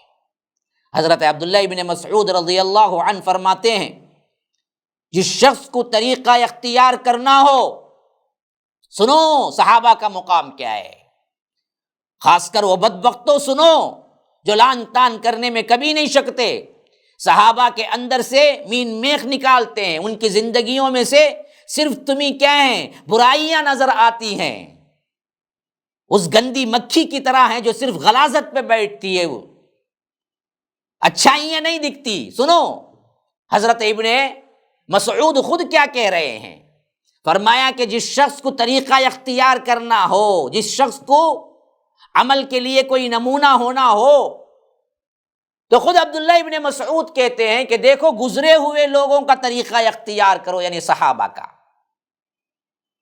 کیونکہ زندہ کے بارے میں فتنے کا اندیشہ ہو سکتا ہے، جو گزر گئے اللہ کے رسول صلی اللہ علیہ وسلم سے نجات کی اطلاع پا کر، جنت کی اطلاع پا کر، ان پر فتنہ داخل ہی نہیں ہو سکتا۔ آج کا یہ علی مرزا کے فتنے کو اٹھا کے پھینکو، آج کے یہ نیٹ پر فحاشی اور عریانی پھیلانے والوں کو اٹھا کے پھینکو، آج کے نقش بندیوں کو اٹھا کے پھینکو جو عقائد کے بگاڑ کے انبار لگا رہے ہیں، آج کے یہ دو منہ والے مولانا جتنے بھی ہیں اٹھا کے پھینکو، عمل کرو اصحاب رسول اللہ صلی اللہ علیہ وسلم سے، ان کا نمونہ رکھو، یہ ڈغلے ڈومو والے لوگوں سے پاس نہ الجھو۔ ان لوگوں نے اپنی زندگیوں سے عوام کو ڈغلا بنا دیا، دومو والا بنا دیا، ان کے اندر استحکام نہیں ہے، عقائد کی پختگی نہیں ہے، خالی خولی نرمی کا اختیار کر کے عوام کو دھوکہ دے دینا، یہ کون سی ایمانی فطرت ہے؟ آج دراصل نیٹ پر جو چھائے ہوئے ہیں اس میں 99.9% ڈغلے لوگ ہیں، جو کہتے کچھ ہیں کرتے کچھ ہیں۔ عوام اسی واسطے ہماری ڈغلی ہو چکی ہے، جن کے اندر عبادت کے اہتمام ہے نہ عقیدے کا استحکام ہے۔ تو فرمایا اللہ کے رسول صلی اللہ علیہ وسلم کے صحابی نے کہ لوگوں سنو، اگر اختیار کرنا ہے نمونہ تو صحابہ کا جو گزرے ہوئے ہیں ان کا اختیار کرو، کیونکہ زندے کے بارے میں فتنہ ہو سکتا ہے۔ جو اللہ کے رسول صلی اللہ علیہ وسلم کے ساتھی تھے اور جو جنت کا اپنے لیے سرٹیفکیٹ لے چکے تھے، ان کے سلسلے میں کبھی فتنہ نہیں ہو سکتا۔ اور فرمایا کہ اس امت میں سب سے افضل ترین، سب سے افضل ترین، سب سے نیک دل، سب سے گہرے علم کے مالک اور سب سے زیادہ بے تکلف اصحاب رسول اللہ صلی اللہ علیہ وسلم ہیں۔ بیجا تکلفات نہیں تھے ان کے پاس،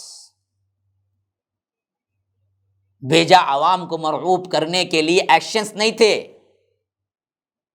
بیجا عوام کو کیا ہے اپنے جال میں پھنسانے کے لیے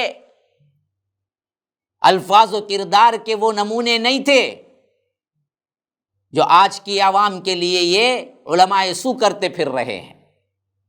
اسی لیے فرمایا اللہ کے نبی کے وہ ساتھی اس امت میں سب سے افضل ہیں، جو سب سے زیادہ نیک تھے، سب سے زیادہ گہرے علم کے مالک تھے اور سب سے زیادہ بے تکلف تھے، معمولی عاجزی انکساری ان میں کوٹ کوٹ کے بھری ہوئی تھی۔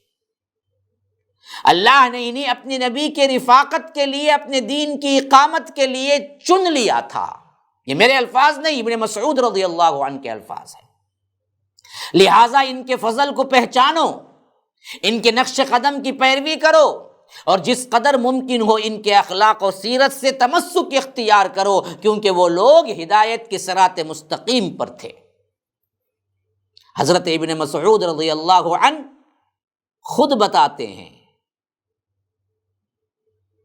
یہ میرے اپنے اقوال نہیں ہیں، اس صحابی کے اقوال ہیں جنہوں نے اپنی پوری زندگی اللہ کے رسول صلی اللہ علیہ وسلم کے ساتھ بتا دیا، اور قرآن کے ایسے بڑے عالم تھے کہ جو پورے مجمع میں کہتے تھے کہ مجھے قرآن کی ایک ایک آیت کے بارے میں معلوم ہے کہ کہاں اتری، کیوں اتری، کس سلسلے میں اتری، اور صحابہ نے کوئی بھی اس کی تردید نہیں کی تھی۔ گویا کہ پورا کا پورا اجماع تھا صحابہ پر، ابن مسعود سے زیادہ قرآن کو سمجھنے والا کوئی نہیں ہے۔ وہ کہہ رہے ہیں کہ اصحاب رسول اللہ کا تمسک اختیار کرو، وہ لوگ ہدایت یافتہ ہیں، طریقہ ہو تو ان کے طریقے کو مضبوطی سے پکڑ لو۔ اللہ کے رسول صلی اللہ علیہ وسلم خود بھی ایسے ہی معنوی اور ظاہری خوبیوں کے، کمالات کے، خدا داد صلاحیتوں کے، فضائل، مکارم اخلاق، محاسن اعمال سے متصف تھے کہ دل خود بخود آپ کی جانب کھنچتے تھے، جانیں قربان ہوا چاہتی تھی، آپ صلی اللہ علیہ وسلم کی زبان سے جو ہی کوئی کلمہ نکلتا، اصحاب رسول اللہ صلی اللہ علیہ وسلم اس کو پورا کرنے کے لیے دوڑ پڑتے۔ ہدایت و رہنمائی کی جو بات آپ ارشاد فرماتے، اسے حفظ جاں بنانے کے لیے گویا ایک دوسرے سے آگے نکلنے کی بازی لے جاتے اصحاب رسول اللہ صلی اللہ علیہ وسلم۔ اس طرح کی کوششوں کی بدولت ہی اللہ کے رسول صلی اللہ علیہ وسلم مدینے کے اندر ایک ایسا معاشرہ تشکیل دینے میں کامیاب ہو گئے جو تاریخ کا سب سے زیادہ باکمال شر سے بھرپور معاشرہ تھا، اور اس معاشرے کی تشکیل کا ایسا خوشگوار حل نکلا کہ انسانیت نے ایک طویل عرصے تک زمانے کی چکی میں پس کر اور اتاہ تاریکیوں میں پاؤں ہاتھ مار کر تھک جانے کے بعد پہلی بار چین کا سانس لیا تھا۔ اس نئے معاشرے کے عناصر، اس کی بلند و بالا تعلیمات جو ایسے تھے جس سے انسانیت نے بہت مدت کے بعد سکون کا سانس لیا۔ انسانیت بڑی بری طرح پس رہی تھی، انسان پر ظلم کر رہا تھا، اور اس حد تک کہ درندہ بھی شرما جائے۔ ہر طرف گہری اندھیریاں تھی، کھائیاں تھی، کہیں نور نہیں تھا، کہیں روشنی نہیں تھی۔ ہر قوم ایک دوسرے پر ظلم کرنے کے لیے بہانے تلاش کر رہی تھی، ہر طاقتور مظلوم پر ظلم کرنے کے لیے بیٹھا تھا۔ جس کی لاٹھی اس کی بھینس والا معاملہ ہر جگہ چل رہا تھا۔ جنگل کا راج تھا، کوئی پوچھنے والا نہ تھا۔ عرب کی دنیا میں اس حد تک گراوٹ تھی کہ زندہ بچیوں کو درگور کر دیا جاتا تھا، زندہ بچیوں کو زندہ دفنا دیا جاتا تھا، زندہ بچیوں کو گڑھے کھود کر قبر میں دفنا دیا جاتا تھا۔ اور عرب کے باہر کا ماحول یوں تھا کہ ایک طرف روم، ایران حد درجہ خباثت میں بھرے ہوئے اپنی طاقت کا لوہا منواتے ہوئے انسانیت کا قتل عام کر رہے تھے، تو ایک طرف شراب اور جوے اور یہ عورت کا نشہ اس حد تک بھر چکا تھا کہ ایران خود اپنے ہی سگی بہن سے نکاح کر کے بیٹھا ہوا تھا وہاں کا بادشاہ، اور روم اپنی غلاظتوں میں اس حد تک پہنچ چکا تھا کہ رہبانیت کی بدعت ایجاد کر کے ان کے گرجا گھر، ان کے چرچ زنا کے اڈے اور زنا سے پیدا ہونے والے بچوں کے لاشوں کی تدفین کے قبرستان بن چکے تھے۔ یہ حالت صرف وہاں کی نہیں، ہندوستان کے ایشیائی ممالک میں بھی صرف اندھیرے کے علاوہ کچھ نہ تھا۔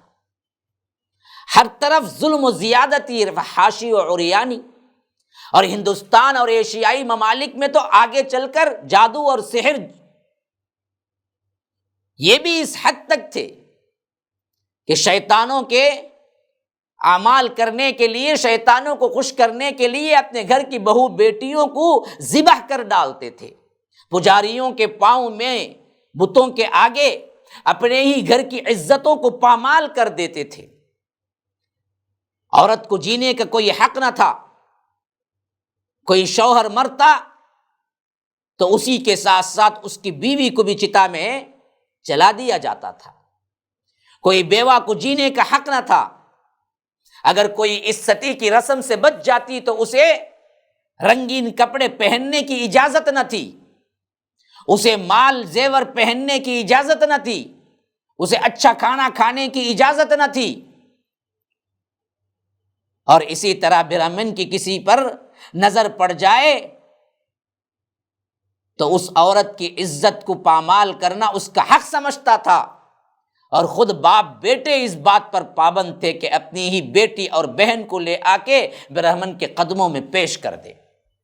یہ جہالت کی انتہا تھی اس وقت جب اللہ کے رسول صلی اللہ علیہ وسلم مدینے میں یہ نیا معاشرہ تشکیل دے رہے تھے۔ کیا آپ سوچ سکتے ہیں وہ معاشرہ کیا معاشرہ ہوگا جو اس وقت کے لحاظ سے ایسے بلند تعلیمات کو لے کر ابھرا ہوگا؟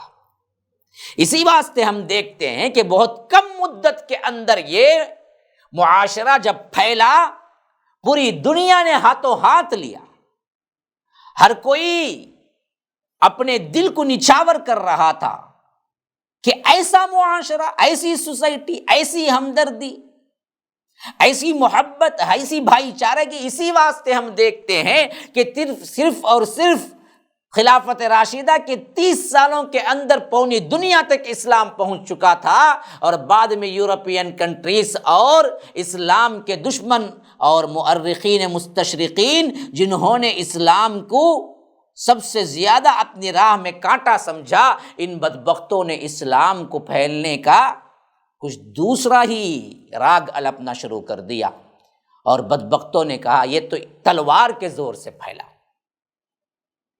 ارے بدبختو سنو، تلوار کے زور سے پھیلتا تو اللہ کے رسول صلی اللہ علیہ وسلم کے دور مبارک میں جتنی جنگیں ہوئی، ان سب میں ملا کر 1,500 بھی لوگ مقتول نہیں ہوئے۔ تمہاری ایک ایک جنگ میں لاکھوں لوگ قتل کیے گئے۔ فرسٹ ورلڈ وار اٹھا لیجئے، سیکنڈ ورلڈ وار اٹھا لیجئے، اس کی تعداد لاکھوں میں۔ کل اللہ کے رسول صلی اللہ علیہ وسلم کے جنگوں میں جتنے لوگ شہید ہوئے وہ 1,500 بھی نہیں۔ ہاں، تو کیسے اسلام کیا ہے تلوار سے پھیلا؟ اور ہم مسلمانوں کو بھی اصل میں تاریخ نہیں معلوم ہے، وہ بھی اس بات کو کوئی اندرونی طور پر مانتے ہیں کہ ہاں جی تلوار سے پھیلا۔ بدبختو پڑھو، سنو، عمل کرو، دیکھو اللہ کے رسول صلی اللہ علیہ وسلم نے جو اخلاق دیے ان اخلاق سے پھیلا، تلوار کا کوئی کام ہی نہیں تھا۔ تلوار کے زور سے ہم گردنوں کو جھکا سکتے ہیں، لیکن یہاں تو معاملہ دل کے جھکنے کا تھا۔ آج تک کون سی ایسی تلوار وجود میں آئی جو دلوں کو جھکا دے؟ اصل میں تو دل جھک گئے تھے، دل مان لیے تھے، دل کے ساتھ قبول کر لیے گئے، تو وہاں تلوار کا کوئی کام ہی نہیں تھا۔ وہاں تو یہی اخلاق تھے، یہی ہمدردی تھی، یہی اصول تھے، یہی بلند تعلیمات تھی، جس کی وجہ سے اللہ کے رسول صلی اللہ علیہ وسلم کے تربیت یافتہ اصحاب رسول اللہ صلی اللہ علیہ وسلم نے 30 سال کی مدت میں عرب و عجم کے بڑے بڑے ملک فتح کر لیے، اور خاص کر یورپین کنٹریز کے آخری حد کے دروازوں پہ دستک دے رہے تھے۔ عقبہ بن نافع اٹلی کے دروازوں پہ دستک دے رہے تھے، کہہ رہے تھے کہ اللہ ہم کو معلوم نہیں ہے اس سمندر کے پار بھی کوئی دنیا ہے، اگر ہم کو معلوم ہوتا تو یہ سمندر کو بھی ہم پار کر جاتے۔ تو اصل چیز تو وہ تھی جو اخلاق کہتے ہیں، جس کو ہم نے آج پامال کر دیا ہے، بھول گئے ہیں کہ ہم کس اخلاق کے مالک تھے، بھول گئے ہیں کہ محمد الرسول اللہ صلی اللہ علیہ وسلم نے ہمیں کس اخلاق سے نوازا تھا، بھول گئے ہیں کہ ہم کو اللہ کے رسول صلی اللہ علیہ وسلم نے کیا کام سونپا تھا، اور ہم کس کے پیچھے دوڑ لگا رہے ہیں، ہم کس طرح کیا ہیں بیکار کاموں میں، کھیلوں میں، انٹرنیٹ پر، فیس بک پر، واٹس ایپ پر اپنے اوقات کو برباد کیے ہوئے ہیں۔ وہ امت جو سراپا لوگوں کے نفع کے لیے تیار کی گئی تھی، وہ امت جو سراپا لوگوں کے لیے تیار کی گئی تھی، اخرجت للناس، وہ امت جو سراپا نیکی کا حکم دینے کے لیے تیار کی گئی تھی، وہ امت جو سراپا کیا ہے بدی کو روکنے کے لیے تیار کی گئی تھی، وہی امت آج اتاہ گہرائیوں میں برائی کے پڑی ہوئی ہے، اور خود نیکیاں ان سے بالکل دور ہو چکی ہیں۔ اخلاق پوچھتے ہیں کس چڑیا کا نام ہے؟ مسلمانوں، ہمارے اخلاق برباد ہو گئے، ہمارے کردار برباد ہو گئے، ہمارا زبان زبان سب سے خراب زبان کوئی رکھتا ہے تو آج مسلمان رکھتا ہے، گالی گلوج میں سب سے آگے کوئی ہے تو آج مسلمان ہے، لوگوں کو وعدہ خلافی کرنے میں کوئی ہے تو آج مسلمان ہے، ٹھٹا مذاق اڑانے میں سب سے پہلے کوئی ہے تو آج مسلمان ہے۔ یہ اخلاق، یہ کردار رکھتے ہوئے تم توقع رکھتے ہو کہ اللہ ہمیں عزت دے گا؟ نہیں، اللہ ذلیل و خوار کر دے گا۔ یہی حیثیت سے آج ہم پڑے ہوئے ہیں کہ پوری دنیا میں ذلیل و خوار جتنے ہم ہیں، میں نہیں سمجھتا کہ آج کوئی دوسری قوم ہے، حالانکہ اللہ کی کتاب ہمارے درمیان موجود ہے، اللہ کے رسول کی سنت جنبش جنبش حرکت حرکت محفوظ ہے، اللہ کے جتنی رحمتیں اور جتنے انعامات ہیں وہ سب کے سب حاصل کرنے کے یہ دونوں اللہ تبارک و تعالی سے عطا کردہ یہ دونوں نعمتیں، سنت اور کتاب اللہ کو ہم چھوڑ کے اللہ کی ناراضگی کو مول لے لیا ہے۔ سنو، سمجھو، دیکھو، بدلو، یہ اب ہمارا کام ہونا چاہیے۔ ایک کان سے سنا، ایک کان سے چھوڑ دیا، مزے کے لیے سن لیا، نہ میں تو کہتا ہوں کہ اب بھی کچھ نہیں ہوا، اب بھی اگر آپ تیار ہو جائیں، بدلیں، تہیا کر لیں، آپ کیا ہیں، ہمت باندھے، وعدہ کر لیں، اٹھیں، عمل کریں، تو اللہ تبارک و تعالی پھر سے رحمتوں کی بارش برسانے کے لیے تیار ہے۔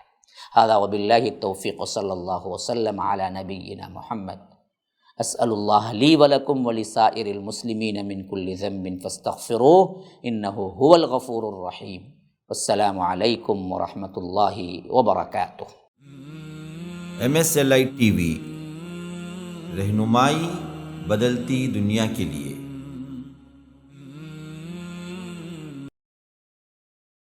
السلام علیکم ورحمۃ اللہ وبرکاتہ۔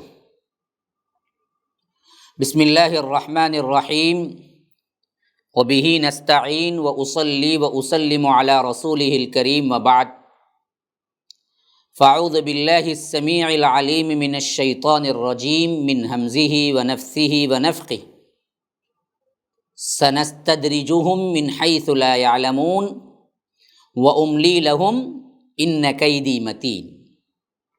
اللہم ارنا الحق حقا وارزقنا اتباعہ وارنا الباطل باطلا وارزقنا اجتنابہ۔ اللہم علمنا ما ينفعنا وانفعنا بما علمتنا وارزقنا علما۔ رب اشرح لی صدری ویسر لی امری واحلل عقدۃ من لسانی یفقہوا قولی۔ برادران اسلام، واجب الاحترام بزرگوں، دوستوں، عزیز ساتھیوں، لائق احترام ماؤں اور بہنوں، العقیدۃ الاسلامیہ اس عنوان کے تحت MSLI لائف ٹی وی کے ذریعے آپ سے میں اصلاح عقیدے پر مسلسل گفتگو کر رہا ہوں۔ اسی ضمن میں خاص طور پر وحدت الوجود، یعنی جو کچھ بھی دکھ رہا ہے، وجود ہے، وہ سب خدا ہے، نعوذ باللہ ثم نعوذ باللہ، اللہ کی ذات کائنات میں گم ہے، اور اس طرح کا عقیدہ اختیار کر کے اپنے آپ کو ایک الگ گروہ سمجھنے والے صوفی، رہبانیت زدہ لوگ، عقائد کو بگاڑنے والے بدبخت ترین لوگ، انہوں نے کس طرح امت مسلمہ کے اندر اس طرح کا مقام پایا اور عوام میں جلد کیوں مقبول ہو گئے، اور صحیح عقیدہ اسلامیہ کہاں جا کے گم ہو گیا، اس پر میں گفتگو کرتا آ رہا ہوں۔ اور گزشتہ کے درس میں نے بتایا تھا کہ کس طرح سب سے پہلے وہ ایک ماحول کریٹ کرتے ہیں، پھر اس پر کیا ہے اپنی بات رکھتے ہیں، اور عوام کو ایسے طریقے سے لے جاتے ہیں کہ انہیں بات سمجھ ہی نہیں آتی کہ یہ بدعقیدگی میں پڑ گئے۔ اور ان میں سب سے زیادہ عوام پر اثر انداز کرنے والے ان کے کرامات ہیں جو اصل میں کرامات نہیں، شعبدہ بازیاں ہیں جو جادو سے کرتے ہیں، اور عوام کو ایسے دکھتا ہے یہ اللہ والے ہونے کی وجہ سے ان سے یہ صادر ہو رہا ہے۔ اچھی طرح بات یاد رکھ لیجئے اور اپنے گرہ میں باندھ لیجئے، جو شے وہ کرتے ہیں اور جو شے کرامت کے نام پر ہوتی ہے، ان دونوں میں کوئی فرق نہیں ہوتا کبھی بھی۔ غلط شیطان قسم کا انسان، ناہنجار، گنہگار، زانی، شرابی، کبابی، یہ بھی کرامت جیسا عمل کر سکتا ہے، یعنی وہ چیز جو عموماً نہیں ہوتی، خارق عادت چیز۔ کرامت وہ ہے جو ہر ایک آدمی سے نہیں ہو سکتی، یا وہ جو عموماً نہیں ہوتی اسے کرامت کہتے ہیں۔ اگر وہ چیز کرامت نبی کے ہاتھوں ہو تو اسے معجزہ کہتے ہیں، اور معجزہ اور کرامت میں سب سے بڑی اہم ترین بات جو سمجھنے کی ہے کہ نبی معجزہ دراصل کبھی کبھی یا کبھی کبھی نہیں، زیادہ تر چیلنج کے ساتھ پیش کرتا ہے، اور کرامت وہ ہوتی ہے جو کبھی چیلنج کے ساتھ پیش کی نہیں جاتی۔ اگر کوئی ولی ہے اور وہ چیلنج کر کے کرتا ہے کہ میں ایسا کروں گا، پھر اس کے ہاتھ سے ہوتا ہے کہ اللہ کی قسم دوبارہ اور سہبارہ اللہ کی قسم کھا کے کہتا ہوں وہ کرامت نہیں ہے، وہ جادو ہے، وہ سحر ہے، وہ شعبدہ بازی ہے۔ لیکن نبی چیلنج کے ساتھ کر سکتا ہے، جیسے کہ حضرت موسیٰ نے کیا ہے، عصا پھینکا تو اژدہا بن گیا۔ یہ چیز موسیٰ علیہ السلام نے حضرت موسیٰ اور ہارون جب پہنچے فرعون کے دربار میں، چیلنج کے طور پر پیش کیا گیا کہ میں نشانی بتلاؤں تو تم مانو گے۔ اس کے علاوہ کرامت کی طرح بغیر چیلنج کے بھی نبی پیش کرتے ہیں، جیسا کہ جیسے ہی دریا میں آ گئے اور اللہ نے کہا کہ مارو تو مار دیا، تو اور دریا پھٹ گئی، راستہ بن گیا۔ اور ایک مرتبہ پانی کی ضرورت ہوئی، اللہ کے رسول صلی اللہ علیہ وسلم نے کیا کیا، بسم اللہ پڑھ کے ہاتھ رکھا، تھوڑا سا پانی تھا، ان انگلیوں سے پانی کے فوارے نکلنے لگے اور لوگوں نے وضو کیا۔ لیکن اللہ کے رسول چیلنج کے طور پر بھی کیا ہے، معجزے پیش کرتے رہے۔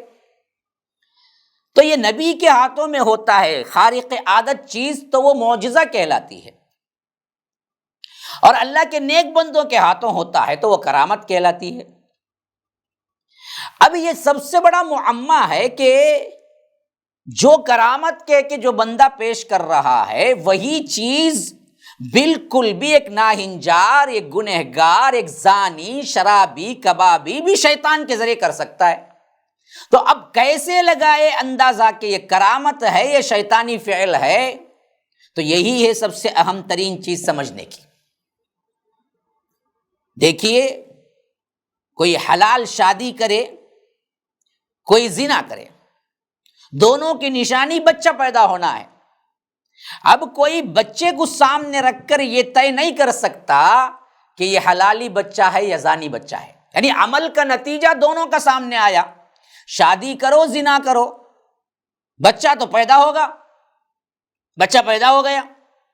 اب پیچھے کا احوال کسی کو نہیں معلوم ہے، اور سامنے نتیجتاً دونوں بچے ہیں، تو کوئی یہ نہیں کہہ سکتا کہ یہ کیا ہے، حلالی ہے، یہ کیا حرامی ہے۔ بچے کو دیکھ کر حرامی اور حلالی کا اندازہ نہیں کر سکتے۔ وہی حال کرامت اور شعبدے کا، کرامت اور شعبدے کو دیکھ کر اندازہ نہیں کر سکتے کہ یہ کرامت ہے یا شعبدہ، اس کے پیچھے کا احوال جاننا ہے بعینہ، جس طرح ان کے احوال جاننا پڑے گا کہ جس نے زنا کیا، اس نے شادی کی، وہ کیسے جانیں گے؟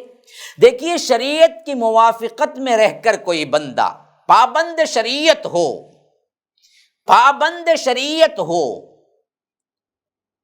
اس کا کوئی ایسا وصف یا کوئی ایسی بات شریعت کے خلاف نہ ہو، اس کے ہاتھوں کوئی چیز ایسی خارق عادت چیز پیش آ جائے تو ہم اسے کرامت کہہ سکتے ہیں۔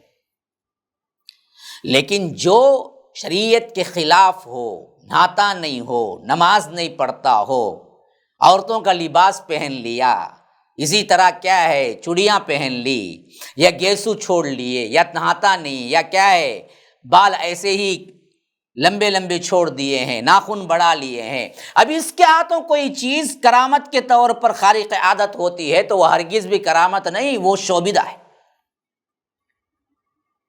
ہاں، جاننا اس کے کام سے نہیں، اسے دیکھ کر جس نے کیا۔ اسی واسطے ہم اصحاب رسول اللہ صلی اللہ علیہ وسلم نے بہت کم کرامات پاتے ہیں، بہت کم۔ اگر کرامتوں کا صدور ہونا تھا تو وہ صحابہ میں ہونا تھا نا جی۔ اکا دکا جو بخاری میں آئے ہیں حضرت ابوبکر صدیق کے معاملے میں، وہ واقعہ کہ جب صرف 2 آدمیوں کا کھانا تھا، 5 آدمیوں نے کھا لیا اور وہ کھانا ویسے ہی باقی بھی رہا، بخاری کی روایت میں آیا ہے۔ اب یہ کھانا ایکسس جو ہوا تھا وہ صدیق اکبر کی کرامت کہہ لیجئے، لیکن اکا دکا واقعے کے علاوہ کرامت کہیں نہیں۔ وہی غیر صحابی جو بعد میں آئے، بہت ان کی کرامات بہت مشہور ہیں۔ کیوں؟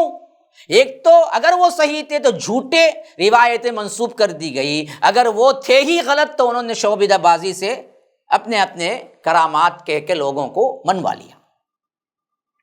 اسی واسطے ہم دیکھتے ہیں کہ جب ان لوگوں نے اس طرح کی راہ اپنائی، غلط طریقے سے لوگوں کو لبھانے کی، قطع تعلق کر کے، دنیا ترک دنیا کر کے غاروں میں پناہ لینا شروع کیا، تو ان میں جو کچھ تو اچھی نیت کے بھی تھے، لیکن ان میں سب سے زیادہ وہ طبقہ شامل ہو گیا جو نہ اہل دل تھا نہ صاحب دل تھا۔ اسے موقع مل گیا اپنی چاندنی چمکانے کے لیے، اپنی دنیا چمکانے کے لیے، لوگوں پر کیا راج کرنے کے لیے۔ یہ محض اپنے لباس اور حیت کی تبدیلی سے وہ لوگ کیا ہوئے؟ بہت بڑے ولی شمار ہو گئے، اور لوگ بھی انہیں کیا ہیں؟ بڑے بڑے نذرانے، اور مرنے کے بعد بڑے بڑے قبریں بنا کے پوجنے لگے، یہ مجاور بن گئے یا ان کے خلیفے بن گئے، محض اپنی شعبدہ بازی کی وجہ سے۔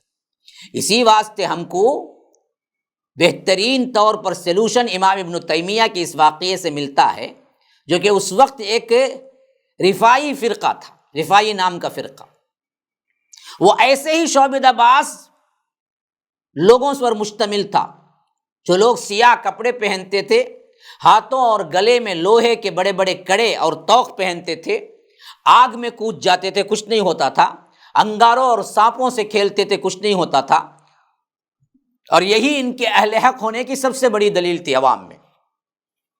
نہ نماز سے کوئی تعلق، نہ روزہ، نہ دوسرے شرعی احکام، اکثر غافل اور بے پرواہ تھے۔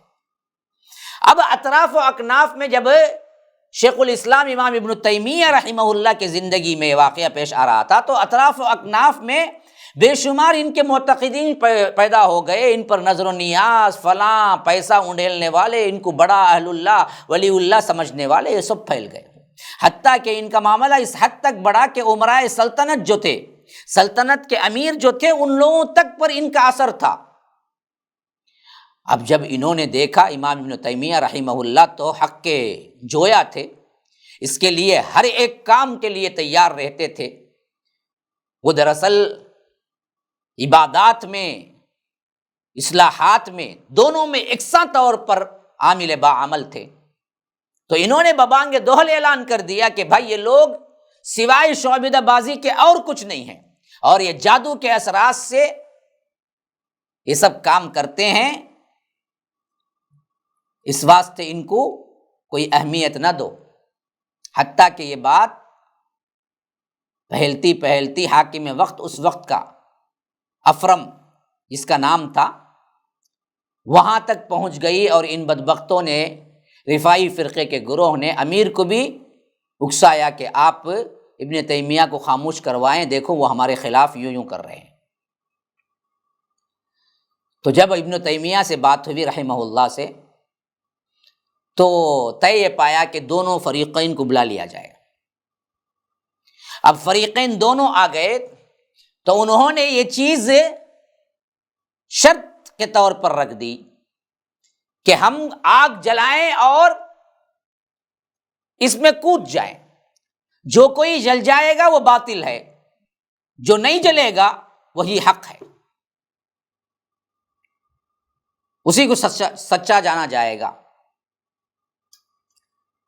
اب امام ابن تیمیہ رحمہ اللہ نے اس فیصلے کو منظور کر لیا، لیکن انہوں نے شرط لگائی، انہوں نے کہا کہ ہمیں یہ شرط ہے، ہماری یہ شرط ہے، خاص کر امیر سے کہا کہ یہ لوگ جب آگ میں کودیں گے، رفاعی فرقے کے لوگ، تو ان سے کہیں کہ آپ پہلے سرکہ اور گرم پانی خوب بدن پر مل لیں اور مل کے نہا لیں، پھر اس کے بعد آگ میں کودیں۔ سرکہ گرم پانی سے اپنے آپ کو اچھی طرح مل کے نہا لیں، دھو لیں بدن، پھر آگ میں کودیں، یہ شرط ہے ہماری۔ اب دراصل کیا ہے، جو افرم وہاں کے جو حاکم تھے انہوں نے کہا یہ کیوں شرط آپ نے ایسی لگائی؟ تو امام ابن تیمیہ نے بہت ہی تاریخ ساز جواب دیا، انہوں نے کہا کہ یہ لوگ مینڈک کی چربی، نارنج کے اندرونی چھلکے اور تلخ کے جو پھتر ہیں، یہ سب وغیرہ پیس کے ایک طرح کا ہے اسے پیسٹ بنا لیتے ہیں، اور یہ پیسٹ اپنے بدن پہ لگا لیتے ہیں، اور یہ بدن پہ لگانے کی وجہ سے آگ ان پر اثر نہیں ہوتی۔ مینڈک کی چربی تو کیا ہے، خاص طور پر اس کے واسطے ہے۔ تو اس طرح یہ بدبخت شوریدہ بازیاں کر کے لوگوں کو یہ دراصل بتاتے ہیں کہ ہم پر آگ اثر نہیں ہوتی۔ اسی واسطے اس کا اثر اتروانے کے لیے میں نے کہا کہ یہ دراصل اچھی طرح نہا لیں، وہ بھی گرم پانی سے بھی اور سرکے سے بھی، جس سے یہ چربی اتر جاتی ہے۔ پوچھا کہ یہ لوگ اگر یہ شرط مان کے نہا کر پھر کودیں تو آپ بھی کود جائیں گے؟ اس وقت امام وقت نے وہ جاں سپاری کا اور وہ جانثاری کا، وہ اسلام کے لحاظ سے قوت کا مظاہرہ کیا جو سنہری حروفوں میں لکھنے کے قابل ہے۔ امام نے کہا کہ اللہ پر توکل ہے، عزم راسخ ہے، مجھے پختہ ایمان ہے کہ میں اللہ تبارک و تعالیٰ کے پاس استخارہ کر کے آیا ہوں، اگر یہ بدبخت اس طرح کودنے تیار ہو جائیں، میں بھی اللہ پر توکل کرتے ہوئے کروں گا، جیسے اللہ نے ابراہیم کو آگ سے بچایا اس طرح مجھے بھی بچا سکتا ہے۔ یا رب، توکل، اعتماد کی حالت دیکھو، اور اپنے عقیدے اور اسلام پر مر مٹنے کا جذبہ دیکھو۔ جب انہوں نے دیکھا کہ امام تو ان کی سب کچھ شعبدہ بازی سمجھ گئے ہیں، اور امام کے ایمان پر تو اللہ تبارک و تعالیٰ شاید ان کو بچا بھی دے، لیکن ہم کو تو نہیں بچائے گا، اگر ہم پانی میں نہا لیں گے اور ہم گئے تو ہم تو کیا جل کے راکھ ہو جائیں گے۔ اس واسطے انہوں نے کیا کیا، بالکل ریٹرن، واپسی کا اختیار کیا راستہ۔ انہوں نے کہا کہ نہیں، ہم یہ شرط منظور نہیں ہے، اور ہمیں صلح کی درخواست ہے، ہم صلح کر لیتے ہیں، ہم آگ میں جاتے نہیں ہیں۔ اور امام ابن تیمیہ سے کیا ہے، معافی کی درخواست کی، اور آئندہ ہم ایسی بدعتوں اور ایسے شعبدہ بازیوں سے باز رہیں گے اور شریعت مطہرہ کی پیروی کریں گے۔ اس عہد پر انہوں نے باقاعدہ طور پر معافی مانگی، تب کہیں جا کے امام ابن تیمیہ نے ان کو چھوڑ دیا۔ اس واقعے کو نقل کر رہے ہیں امام ابن تیمیہ کی سیرت پر لکھنے والے پروفیسر محمد یوسف کوکن نے بھی، اور اسی طرح تاریخ دعوت و عزیمت حصہ دوم میں ابو الحسن علی ندوی نے بھی لکھا ہے۔ یہ تمہارے اپنے گھر کی بات ہے، میری بات نہیں ہے۔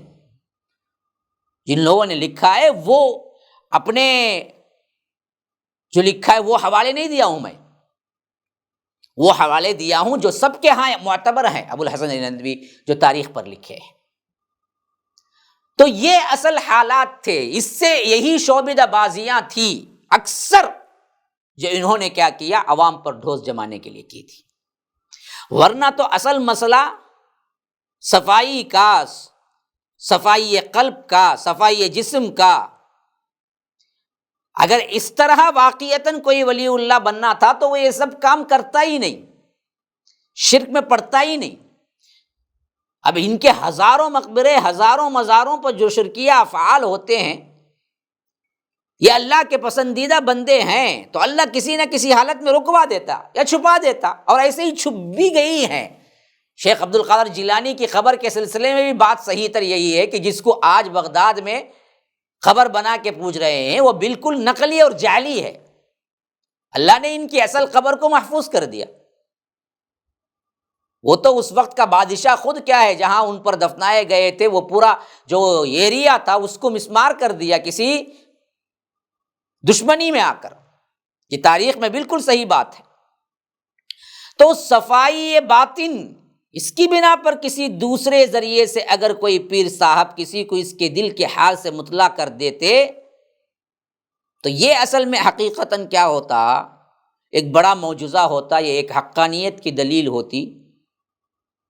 لیکن ایسا بہت کم ہوا ہے۔ شعبدہ بازیوں سے یا مسمرزم جسے کہتے ہیں، اس سے کیا کرتے ہیں، آنکھوں سے یا دل کے احوال پڑھ لیتے ہیں، وہ دراصل اطلاع دیتے ہیں تو عوام پریشان ہو جاتی ہے کہ یہ کیسے معلوم کر لیے۔ اصل میں یہ دراصل صفائی قلب اور ولی اللہ کے ناطے نہیں، شعبدہ بازی اور مسمرزم کے ناطے کیا ہے یہ لوگ جان لیتے ہیں۔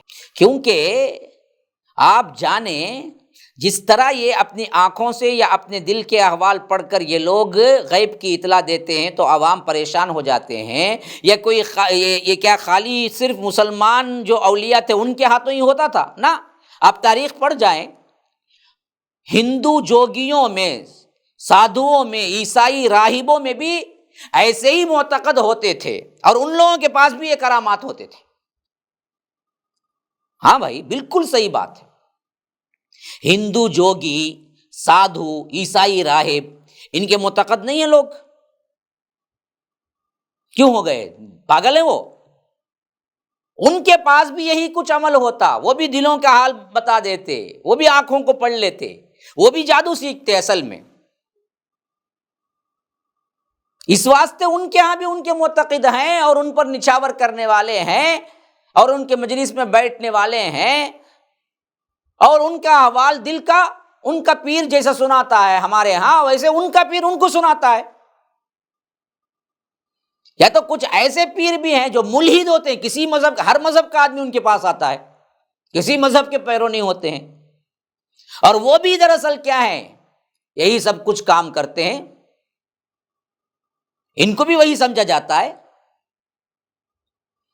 ان لوگوں نے بھی کیا ہے کئی چیزیں ایسی بتائی ہوئی ہیں جو کوئی نہیں کر سکتا تھا۔ ابھی حالات حاضرہ کے کیا ہے، نبوت کے بعد کے احوال میں دیکھو، بابا گرو نانک، وہ بھی بہت سے ایسے شعبدے تھے، ایسی باتیں تھیں جس پر کیا ہے، اگر مسلمان ہوتے تو کرامت کہہ دیتے، مسلمان نہ ہوتے تو ان کو کیا ہے کوئی دوسرا نام۔ اسی واسطے یہاں تک لکھا ہوا ہے کہ جب وفات ہوئی تو ہندوؤں اور مسلمانوں میں بڑا جھگڑا پیدا ہو گیا کہ کون اس کی سرگ باشی، ہاں، میت کو دھلا کر نہلا کر یہ کون فرائض انجام دیں گے، مسلمان کریں گے یا ان کے بابا کریں گے؟ بابا گورانندا، جس کا مزار مسلمانوں کے لیے بھی مرجع خاص و عام بنا ہوا ہے، یا مادھو لال حسین جو ان کے معتقد تھے، وہ ابھی ادھر گرو نانک کس مذہب کے وہی معلوم نہیں، اور وہاں پر کرامات کا اتنا انبار تھا کہ دونوں قسم کے لوگ آ کے ان کے پاؤں پڑتے تھے، اور مر گئے تو کیا ہے، ادھر بابا گرو نندا کہہ رہا تھا کہ میں کروں گا، اور وہ مزار بھی مسلمانوں کے پاس بہت بڑا مزار بنا ہوا ہے، وہاں بھی جاتے ہیں لوگ جو مسلمان بھی نہیں، اور ادھر کیا ہے، بابا گرو نانک کا خاص مرید جو تھا مسلمانوں کے اعتبار سے، مادھو لال حسین، ابھی اس کی تفصیل ابھی آگے آئے گی، میں بیان کروں گا، وہ بھی اصرار کر رہے تھے، وہ بھی کہہ رہے تھے کہ ہم کریں گے۔ تو اب یہ کیا چیز ہے، یہ اسلام ہے؟ تو کسی کی کرامت کو دیکھ کر آپ یہ اندازہ لگا سکتے ہیں کہ یہ ولی ہے؟ ہرگز بھی نہیں۔ شعبدہ بھی ویسے ہی ہوتا ہے۔ آپ کب جب صاحب کرامت واقعتاً اللہ کے شریعت کا پابند ہو، جہاں نہ شریعت ہے، نہ اسلام ہے، نہ ایمان ہے، اس کے ہاتھوں کوئی خارق عادت چیز ہو رہی ہے، اسے کرامات سمجھ کے جائیں گے تو گمراہی کے علاوہ کوئی نہیں آئے گا، مزاروں پر مزاریں بنائیں گے تم بھی۔ تو یاد رکھیے، کرامت اور شعبدہ بازی میں فرق کیا ہے؟ صاحب کرامت کے احوال کو جاننا، کیا یہ اللہ کے رسول کے پیرو ہیں، واقعتاً نمازی، روزے دار، شریعت کے موافقت میں زندگی گزارتے ہیں، ان کا کوئی عمل شریعت کے مخالف تو نہیں ہے، پھر بھی ان کے ہاتھوں بغیر چیلنج کے کچھ ہوا، وہ بھی بغیر چیلنج کے، اگر وہ چیلنج کرتا ہے تو اللہ کی قسم وہ کرامت نہیں ہے، وہ شعبدہ بازی ہے۔ کیونکہ اگر وہ چیلنج کر کے کرتا ہے تو اس کا مطلب یہ ہے کہ اسے غیب کا علم ہے کہ اب ایسا ہوگا، ورنہ صاحب کرامت میں کرامت کیسے ہوتی ہے؟ بغیر ان کے اختیار کے بغیر ہو جاتی ہے، وہ کرامت ہے۔ هذا وباللہ التوفیق، صلی اللہ وسلم علی نبینا محمد۔ اسأل اللہ لی ولکم ولسائر المسلمین من کل ذنب فاستغفروہ انہ هو الغفور الرحیم۔ والسلام علیکم ورحمۃ اللہ وبرکاتہ۔